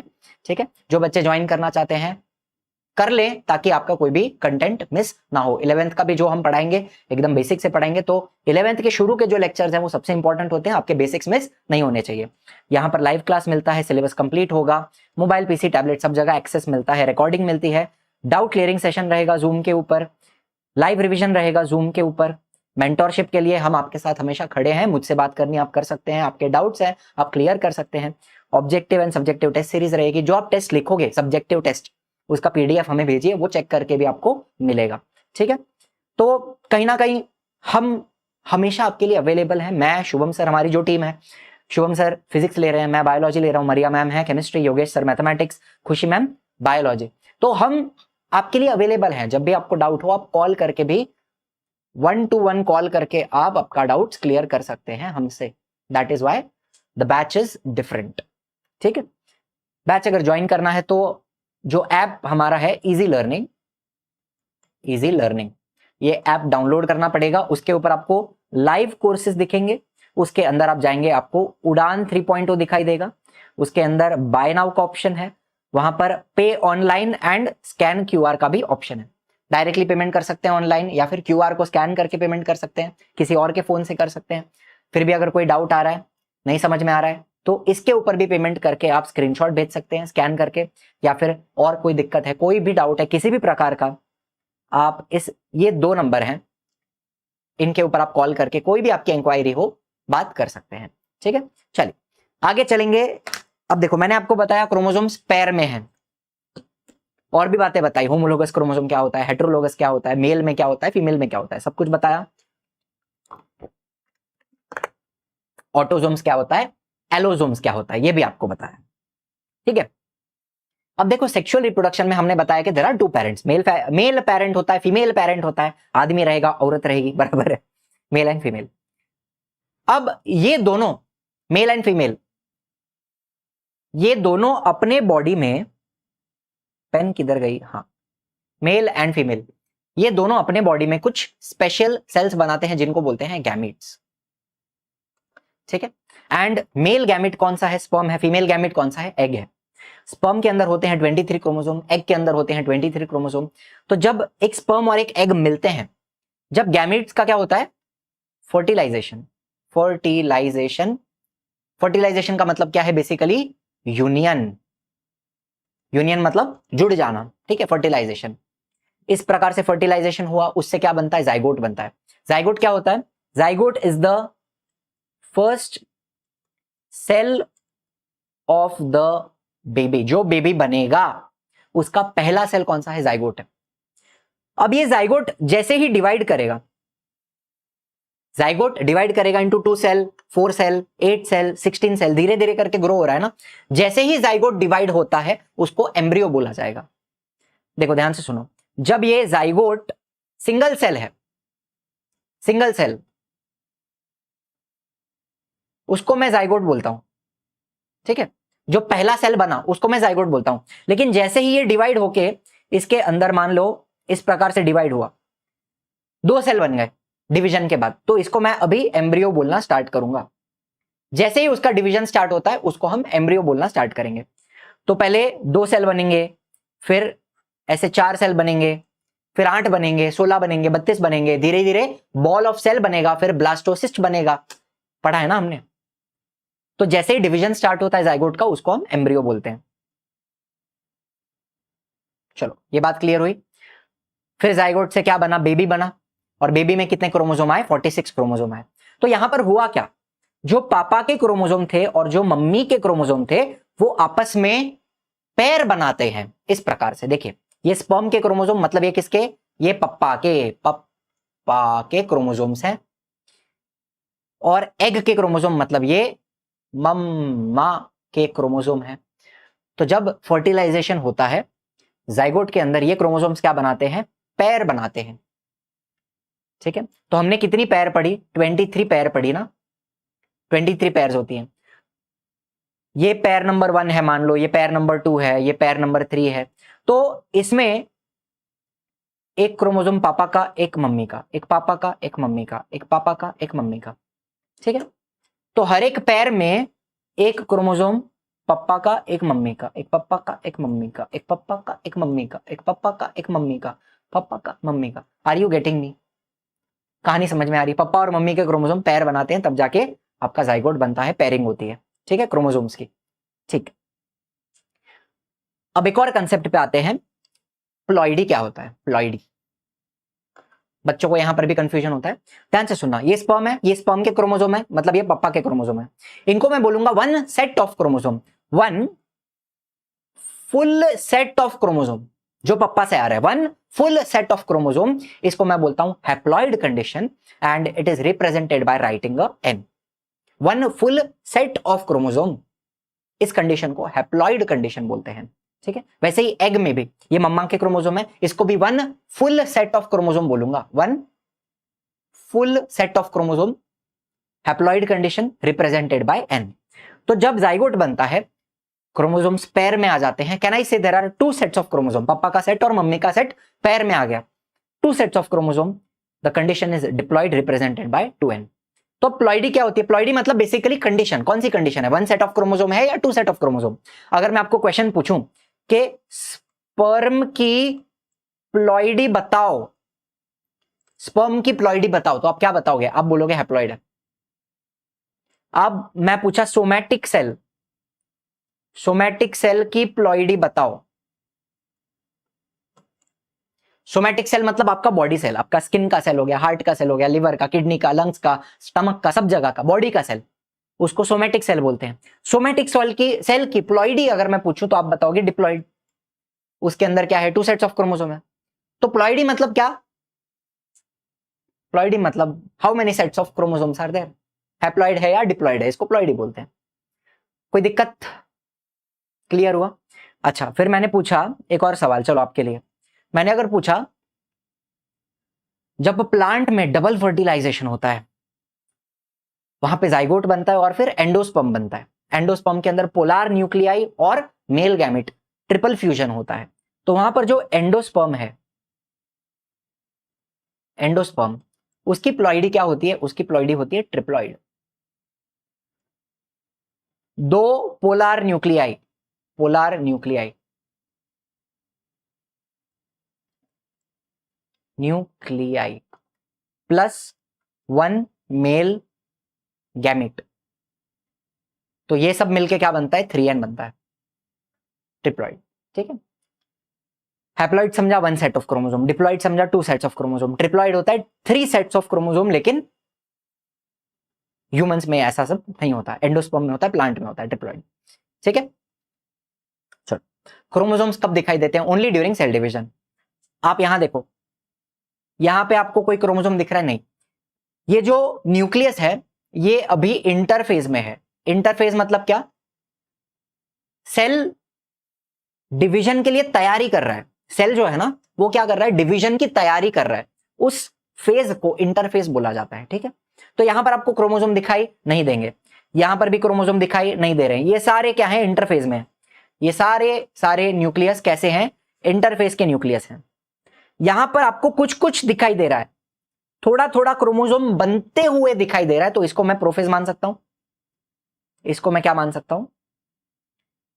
प्रोफेज चल रहा है, यहां प्रोफेज चल रहा है, खत्म होने आया है, ऐसा कुछ है। प्रोफेज की शुरुआत हुई है, ऐसा भी मान सकते हैं। ठीक है, थोड़ा थोड़ा दिख रहा है, कुछ कुछ दिख रहा है कि बन रहा है। एंड यहां पर आपको प्रॉपर क्रोमोसोम्स दिखाई दे रहे हैं। ये क्या है? ये एनाफेज दिख रहा है।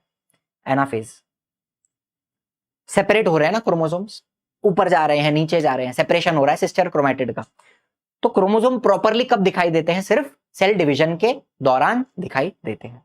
ठीक है, चलो तो सेल डिवीजन की यहां पे बात करूंगा, छोटी सी बात करूंगा, ज्यादा लंबी बात नहीं करूंगा।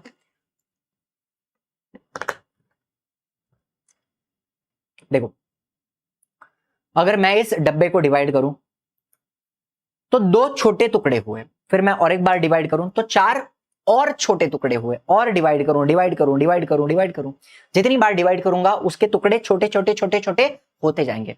लेकिन आपके बॉडी में ऐसा होता है क्या? नहीं।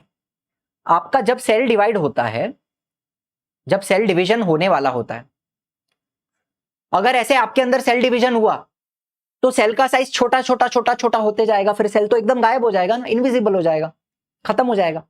लेकिन ऐसा नहीं होता है। आपके अंदर जब सेल डिवीजन होता है तो पहले ये सेल ग्रो करता है। पहले क्या करेगा? ये सेल ग्रो करेगा खुद को।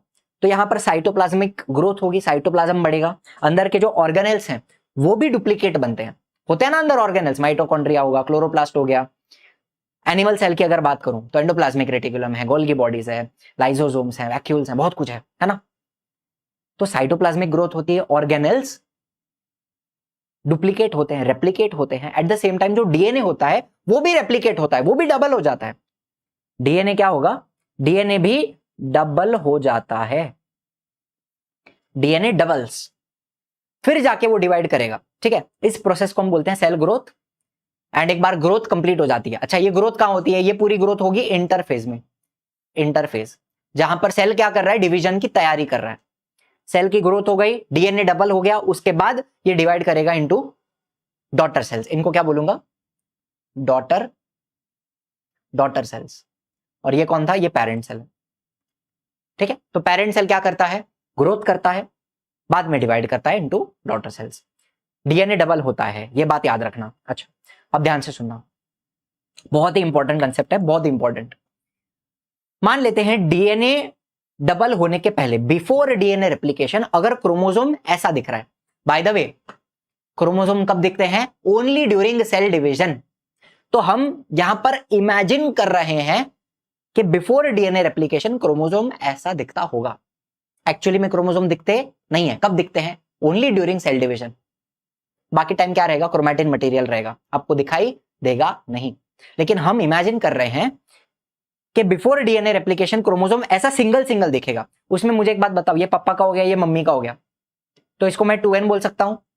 हाँ, डिप्लॉयड कंडीशन बोल सकता हूं, ठीक है। डीएनए रेप्लिकेशन होने के बाद क्रोमोसोम इस प्रकार से दिखाई देते हैं। क्रोमोसोम क्या करता है? अपनी एक कॉपी बनाता है।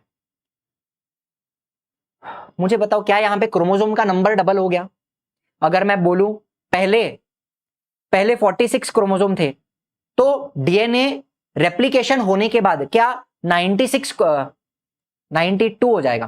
क्या 92 क्रोमोसोम हो जाएंगे? नहीं, क्रोमोसोम का नंबर चेंज नहीं होता। मुझे बताओ, ध्यान से सुनना, यहां पे ना बहुत बच्चे गड़बड़ करते हैं। ये एक क्रोमोसोम है पप्पा का, ठीक है, ये एक क्रोमोसोम है 1, तो ये पूरा भी एक ही क्रोमोसोम है। तो पहले 46 थे, तो बाद में भी कितने हैं? 46 ही हैं। क्रोमोसोम के नंबर में चेंज आता नहीं है। अच्छा मुझे बताओ, ये पापा का है, ये मम्मी का है, तो ये भी 2n ही है।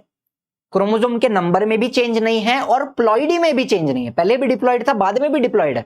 फर्क सिर्फ इतना है कि क्रोमोसोम ने अपनी एक कॉपी बना ली एंड उस कॉपी को क्या बोलते हैं? Sister chromatid. एंड ये सिस्टर क्रोमैटिड सेंट्रोमियर से जुड़े हुए होंगे। आप अगर मुझसे पूछो what is a sister chromatid, it is just a copy of the chromosome which is attached at the centromere. अलग क्रोमोसोम है क्या? नहीं, उसी क्रोमोसोम का पार्ट है वो। ठीक है, तो दो बातें समझ लो। बिफोर डीएनए रेप्लिकेशन 2n था, बाद में भी 2n है। क्रोमोसोम का नंबर चेंज हुआ नहीं, प्लॉइडी चेंज हुई नहीं, सिर्फ डीएनए डबल हुआ। डीएनए डबल हुआ तब जाके सिस्टर क्रोमैटिड बना। Are you understanding? What is sister chromatid? It is a copy of the chromosome attached at centromere. ये पूरा क्रोमोसोम कितना है? ये पूरा क्रोमोसोम एक ही है। I hope this part is very clear, very simple to understand, कोई दिक्कत वाली बात नहीं होनी चाहिए यहां पर। चलो फिर अगर मैं माइटोसिस की बात करूं, माइटोसिस कहां पे होता है? पहली बात, माइटोसिस होगा आपके सोमैटिक सेल्स में, मतलब आपके बॉडी सेल में होगा। क्यों होगा? ग्रोथ करने के लिए। अगर मुझे कुछ लग गया तो उसको हील करना है या फिर रिपेयर करना है। हील करने के लिए, रिपेयर करने के लिए, ग्रोथ करने के लिए। जब मैं छोटा बेबी था मेरे अंदर सेल्स कम थे, जब मैं बड़ा हुआ मेरे अंदर सेल्स बढ़ गए, तो ग्रोथ कैसे हुई? माइटोसिस से हुई। कहां होता है? सोमैटिक सेल में। सोमैटिक मतलब बॉडी सेल्स, बॉडी सेल्स। ठीक है, तो मुझे बताओ, ये आपका पेरेंट सेल है। Before DNA replication chromosome single single दिख रहा है, ये पापा का है, ये मम्मी का है। डीएनए रेप्लिकेशन होने के बाद क्रोमोसोम ऐसे दिखेंगे। क्रोमोसोम के नंबर में चेंज आता नहीं है, प्लॉइडी में चेंज आता नहीं है। अब माइटोसिस में करना क्या है आपको पता है? सिर्फ सिस्टर क्रोमैटिड को सेपरेट करना होता है। हम 4 फेज पढ़ते हैं, प्रोफेज, मेटाफेज, एनाफेज, टीलोफेज, उसके बाद साइटोकाइनेसिस भी होता है। तो ये कैरियोकाइनेसिस हुआ, कैरियोकाइनेसिस, उसके बाद साइटोकाइनेसिस होता है। हाँ, स्टेप्स बहुत सारे हैं, लेकिन अगर सबसे सिंपल भाषा में मैं बोलूं, एक सेंटेंस में अगर मैं बोलूं, तो माइटोसिस में क्या हो रहा है? सिस्टर क्रोमैटिड सेपरेट होते हैं। मुझे बताओ, पप्पा वाला क्रोमोसोम रेड वाला, यहां से सेंट्रोमियर स्प्लिट होगा। एक सिस्टर क्रोमैटिड पहले वाले सेल में गया, एक दूसरे वाले सेल में गया। ब्लू वाला भी मम्मी का सेपरेट हुआ, एक पहले वाले सेल में गया, एक दूसरे वाले सेल में गया।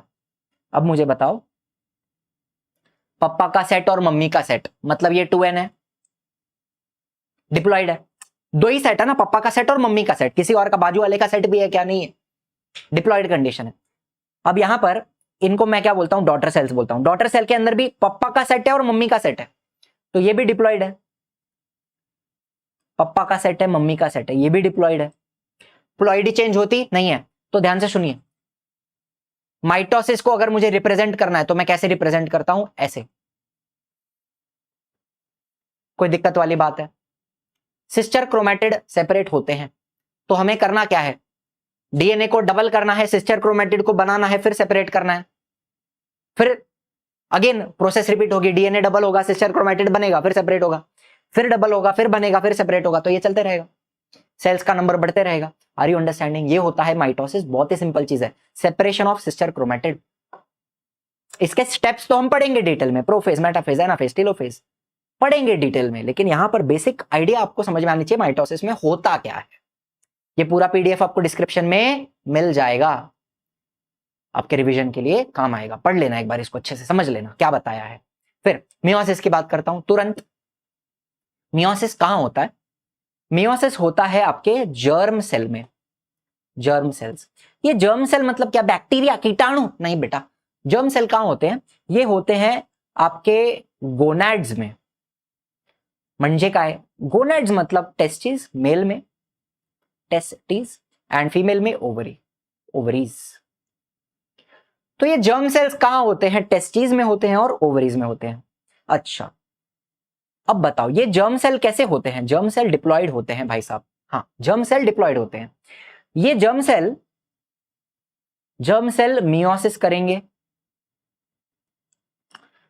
एंड मियोसिस करके ये लोग क्या बनाएंगे? गैमीट बनाएंगे। कौन से गैमीट बनाएंगे? स्पर्म बनाएंगे, एग बनाएंगे।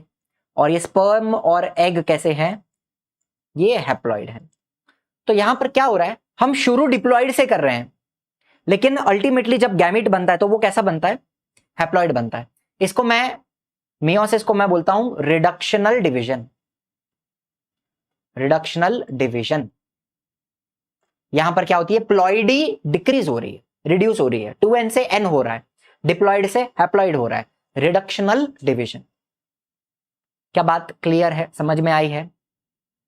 ठीक है। जर्म सेल कहां है? गोनाड्स में, टेस्टिस में और ओवरीज में। जर्म सेल कैसे होते हैं? डिप्लॉइड होते हैं। जर्म सेल मियोसिस करते हैं, गैमीट बनाते हैं। गैमीट कैसे होते हैं? हैप्लॉइड होते हैं। Meiosis is the reductional division. चलो, तो यहां पर भी वही कहानी वैसी है कि डीएनए को डबल किया जाएगा। This is before DNA replication. ये पप्पा का, ये मम्मी का, 2 सेट्स ऑफ क्रोमोसोम, इसको मैं डिप्लॉइड बोल सकता हूं। यस, डीएनए डबल हुआ। डीएनए डबल होने के बाद ये इस प्रकार से दिखेगा। अभी भी पप्पा का सेट और मम्मी का सेट डिप्लॉइड है। अब मियोसिस 1, स्टेप 1, यहां पर 2 स्टेप है। मियोसिस 1 होता है, फिर मियोसिस 2 होता है। ध्यान से सुनना। मियोसिस 1 में होमोलोगस क्रोमोसोम्स को सेपरेट किया जाएगा। मतलब क्या? मुझे बताओ, यहां पर आपको जो पेयर्स दिख रही हैं, 23 पेयर्स, हम क्या करेंगे? ये जो पेयर है ना, इसको हम सेपरेट करेंगे। ध्यान से सुनना। ये पप्पा का है, ये मम्मी का है, ये पप्पा का है, ये मम्मी का है, पप्पा का है, मम्मी का है, पप्पा का है, मम्मी का है, पप्पा का है, मम्मी का है, पप्पा का है, मम्मी का है। हम क्या करेंगे? होमोलोगस क्रोमोसोम को सेपरेट करेगा, मतलब पप्पा और मम्मी को बिछाड़ देंगे, उनको हम सेपरेट कर रहे हैं। पप्पा और मम्मी के क्रोमोसोम्स को अलग कर रहे हैं। Separate separate separate separate separate. तो यहां पर होगा सेपरेशन ऑफ होमोलोगस क्रोमोसोम। हालांकि आप बोलोगे सर ये वाला तो हेटेरोलोगस है, लेकिन बेटा उसमें भी कुछ पार्ट होता है जो होमोलोगस होता है, उनके बीच में पेयरिंग होती है। एंड बाद में यहां पर भी भले ये एक्स और वाई है, इनके अंदर भी आपको सेपरेशन दिखेगा, इसमें भी सेपरेशन होता है। ठीक है, ये भी सेपरेट हो जाएंगे। बात समझ में आई? करना क्या है? होमोलोगस क्रोमोसोम्स को सेपरेट करना है, स्टेप नंबर 1। तो मैं क्या करूंगा? ये जो पापा वाला क्रोमोसोम है पूरा का पूरा, उसको मैं एक सेल में डाल दूंगा, और जो मम्मी वाला है उसको एक सेल में डाल दूंगा। तो होमोलोगस क्रोमोसोम सेपरेट हो गए। अब मुझे बताओ, यहां सिर्फ पप्पा का है, यहां सिर्फ मम्मा का है, मतलब ये 1 सेट ऑफ क्रोमोसोम हो गया, 1 सेट। ये भी क्या हो गया? 1 सेट। तो इसको क्या बोलूंगा? हैप्लॉइड। तो जो पहला वाला डिवीजन है मियोसिस 1, ये है रिडक्शनल। रिडक्शनल यहां क्या हो रहा है? प्लॉइडी कम होती है, 2n से n हो जाता है। एंड अब मुझे बताओ, यहां पर सिस्टर क्रोमैटिड अभी भी है ना? सिस्टर क्रोमैटिड चिपके हुए हैं। तो अब हम करेंगे meiosis 2, which is nothing but separation of sister chromatid. मतलब मियोसिस 2 बिल्कुल माइटोसिस जैसा, माइटोसिस जैसा होगा। सेपरेशन ऑफ सिस्टर क्रोमैटिड करने का है। करो, चलो। एक लाल वाला, इसको मैं ऐसा स्प्लिट करूं बीच से, दिख रहा है आपको? नहीं दिख रहा है? नहीं दिख रहा है तो बोलो ना। ऐसा स्प्लिट किया तो एक लाल तंगड़ी एक सेल में, दूसरी लाल तंगड़ी दूसरे सेल में, एक ब्लू तंगड़ी एक सेल में, दूसरी ब्लू दूसरे सेल में। अब मुझे बताओ, इधर पप्पा का है, इधर पप्पा का है, इधर मम्मी का है, मम्मी का है। तो ये चार भी, इन चारों के अंदर भी 1 सेट ही है ना? पप्पा का सेट, पप्पा का सेट, मम्मी का सेट, मम्मी का सेट। तो ये भी कैसे हैं? एन एन एन एन, मतलब ये भी हैप्लॉइड है। तो अब अगर मुझे मियोसिस को रिप्रेजेंट करना है तो मैं लिखूंगा शुरू में 2n, n, ये हो गया मियोसिस 1। उसके बाद फिर से n, ये हो गया मियोसिस 2। ये इतनी बातें अगर आप समझ जाते हो ना कि क्या है होमोलोगस क्रोमोसोम, कौन है सिस्टर क्रोमैटिड, कौन है, ये कुछ बातें अगर आप क्लियरली समझ जाते हो तो आपका जीवन बहुत ही ज्यादा सरल और आसान हो जाएगा। ठीक है, लास्ट में बात करेंगे स्ट्रक्चर ऑफ डीएनए की। 5 मिनट में आपको डीएनए का रिवीजन करवा देता हूं। हमने आज भी बहुत कुछ देखा है, बहुत सारी बातें पढ़ी हैं, बहुत सारा रिवीजन किया है। चलिए स्ट्रक्चर ऑफ डीएनए देख लेते हैं फटाफट। डीएनए ट्विस्टेड मॉलिक्यूल, ऐसा घुमा हुआ सीढ़ी के जैसा। इसको अगर एकदम सीधा खींचेंगे तो ये ऐसा दिखेगा। घुमा हुआ था ना, उसको मैंने सीधा पकड़ा एकदम टाइट, तो ऐसा हो जाएगा सीढ़ी के जैसा। मुझे इसके ये जो साइड है ना, इसको मैं बोलता हूं बैकबोन। एंड ये बीच में जो स्टेप्स है ना, इनको हम बोलेंगे रंग्स। ठीक है, तो पहले मैं क्या करूंगा, बैकबोन बनाऊंगा, फिर उसके मैं रंग्स बनाऊंगा या स्टेप्स बनाऊंगा बीच के। ठीक है, चलिए। The backbone of DNA is made up of pentose sugar and phosphoric acid. Pentose sugar, pent मतलब क्या, 5, तो ये पेंटोज शुगर है, इसके अंदर 5 कार्बन एटम होते हैं और इसका जो शेप होता है वो भी एक पेंटागन जैसा होता है। देखो ये शुगर आ गया, शुगर के नीचे क्या है, फॉस्फेट। फॉस्फेट मतलब फॉस्फोरिक एसिड। ठीक, फॉस्फेट का मतलब बता दो ना, PO4 3- ये होता है फॉस्फेट, PO4 3- फॉस्फेट। तो शुगर और phosphate, sugar phosphate, sugar phosphate, sugar phosphate, ये एक साइड बन गई। वैसे ही एक और साइड बनेगी, शुगर फॉस्फेट, शुगर फॉस्फेट, लेकिन कैन यू सी इन दोनों का डायरेक्शन ऑपोजिट है। एक ऐसे ऊपर जा रहा है, एक ऐसे नीचे जा रहा है। इनको हम बोलते हैं anti parallel strands, they are called as anti parallel. अच्छा, अब हर एक शुगर के ऊपर at the side of the strand every sugar is attached to a nitrogen base. हर एक शुगर के ऊपर क्या रहेगा, नाइट्रोजन बेस रहेगा। नाइट्रोजन बेस होते हैं 4 प्रकार के, adenine, guanine, cytosine and thymine. इसमें से एडेनिन एंड गोनिन, इनको हम प्यूरिन बोलते हैं। प्यूरिन क्या है, प्यूरिन, इनका जो स्ट्रक्चर होता है, इसके अंदर आपको 2 रिंग दिखाई देती हैं।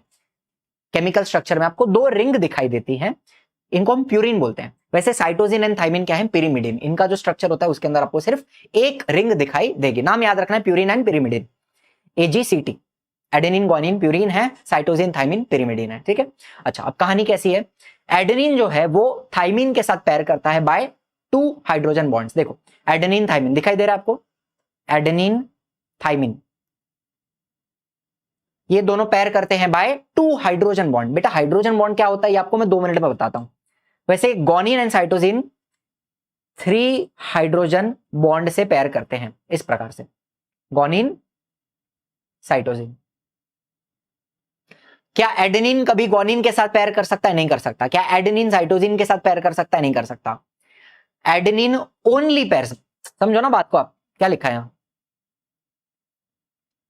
Adenine only pairs with thymine, गोनिन only pairs with cytosine.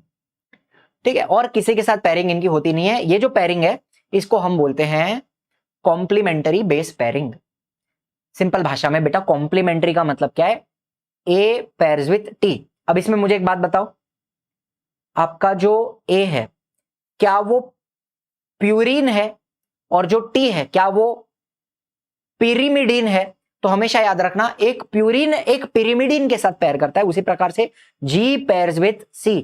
इसमें मुझे बताओ क्या आपका G प्यूरिन है और C पिरिमिडिन है। यहां पर भी प्यूरिन, हमेशा प्यूरिन एंड पिरिमिडिन की पेयरिंग होती है। प्यूरिन प्यूरिन साथ में नहीं आएगा, पिरिमिडिन पिरिमिडिन साथ में नहीं आएगा, प्यूरिन पिरिमिडिन इसी प्रकार से पेयरिंग होती है। इसको बोलते हैं कॉम्प्लीमेंट्री बेस पेयरिंग। ठीक है, बेस मतलब कौन सा base, nitrogen base, complementary nitrogen base pairing. Clear है, चलिए अब एक और बात, शुगर एंड नाइट्रोजन बेस, इनको अगर मैं एक साथ ले लूं तो इनको हम न्यूक्लियोसाइड बोलते हैं। शुगर और नाइट्रोजन बेस, इनको साथ में क्या बोलते हैं, न्यूक्लियोसाइड। इसी के साथ अगर मैं फॉस्फेट भी जोड़ दूं, ध्यान से सुनिएगा, sugar plus nitrogen base plus phosphate, तीनों को मिलाकर के जो स्ट्रक्चर बनता है, कॉम्बिनेशन तीनों का, इसको हम बोलते हैं न्यूक्लियोटाइड। तो वैसे ही मुझे बताओ, नीचे भी न्यूक्लियोटाइड है, नीचे भी न्यूक्लियोटाइड है, उसके नीचे भी न्यूक्लियोटाइड है। न्यूक्लियोटाइड का भी नाम पड़ता है, आपको पता है। अब यहां पे एडेनिन लगा हुआ है सबसे ऊपर, तो इसको मैं एडेनिन न्यूक्लियोटाइड बुलाऊंगा। वैसे ही नीचे वाले को मैं गोनिन न्यूक्लियोटाइड बुलाऊंगा, उसके नीचे साइटोसिन न्यूक्लियोटाइड, उसके नीचे थाइमिन न्यूक्लियोटाइड। तो जो नाइट्रोजन बेस लगा है उसके ऊपर से नाम पड़ता है एडेनिन न्यूक्लियोटाइड। एनीवे, तो डीएनए क्या है, it is a chain of nucleotides, nucleotide की चेन है। ठीक है, चलो यहां पे आप देख सकते हैं ये एडेनिन है। ठीक है, आपको ये सब याद नहीं रखना है इतना, लेकिन कुछ बेसिक बता रहा हूं। एडेनिन क्या है, प्यूरिन है ना, तो उसमें आपको 2 रिंग दिखाई दे रही है स्ट्रक्चर में। थाइमिन क्या है, पिरिमिडिन है, उसके अंदर कितनी रिंग है, 1 रिंग है। अब एडेनिन थाइमिन, इनके बीच में 2 हाइड्रोजन बॉन्ड होते हैं, बराबर है। तो आपको हाइड्रोजन बॉन्ड दिख रहा है, हाइड्रोजन बॉन्ड कैसे बनता है, ये जो ऑक्सीजन है उसके ऊपर स्लाइट नेगेटिव चार्ज होता है, इसको मैं बोलता हूं डेल्टा, डेल्टा नेगेटिव। डेल्टा मतलब क्या, small, delta negative, and hydrogen कैसा होता है, डेल्टा पॉजिटिव होता है। तो पॉजिटिव नेगेटिव के बीच में अट्रैक्शन होगा, तो ये जो अट्रैक्शन है इसी को बोलते हैं हाइड्रोजन बॉन्ड। एकदम चिपक जाते हैं क्या, नहीं, एक दूसरे को अट्रैक्ट करते हैं। मैग्नेट कैसे, मैग्नेट को आप दूर दूर पकड़ो लेकिन उनके बीच में कुछ अट्रैक्शन रहेगा, उसी प्रकार से नेगेटिव पॉजिटिव के बीच में कुछ तो अट्रैक्शन होगा, इसी को हम हाइड्रोजन बॉन्ड बोलते हैं, बिकॉज यहां पर हाइड्रोजन इन्वॉल्व है। ठीक है, बिकॉज यहां पे हाइड्रोजन इन्वॉल्व है। उसी प्रकार से नाइट्रोजन के ऊपर भी डेल्टा नेगेटिव चार्ज आता है, हाइड्रोजन के ऊपर डेल्टा पॉजिटिव, तो ये हो जाता है एक और हाइड्रोजन बॉन्ड। उसी प्रकार से गोनिन क्या है मुझे बताओ, ये प्यूरिन है, एंड साइटोसिन क्या है, पिरिमिडिन है, सिंगल रिंग। तो यहां पर गोनिन एंड साइटोसिन के बीच में 3 हाइड्रोजन बॉन्ड्स हैं, ऑक्सीजन डेल्टा नेगेटिव, ये डेल्टा पॉजिटिव, ये delta positive, delta negative, delta positive, delta negative. इस प्रकार से कहानी रहने वाली है। इतना डिटेल में आपको समझने की, मतलब ये स्ट्रक्चर आपको याद नहीं रखना है, आपको सिर्फ समझ में आना चाहिए कि कैसे होता है पैरिंग, हाइड्रोजन बॉन्ड क्या होता है, ये बताने के लिए मैंने आपको ये कहानी बता दी, बाकी कुछ नहीं। ठीक है, कहानी समझ में आई, आगे चलते हैं।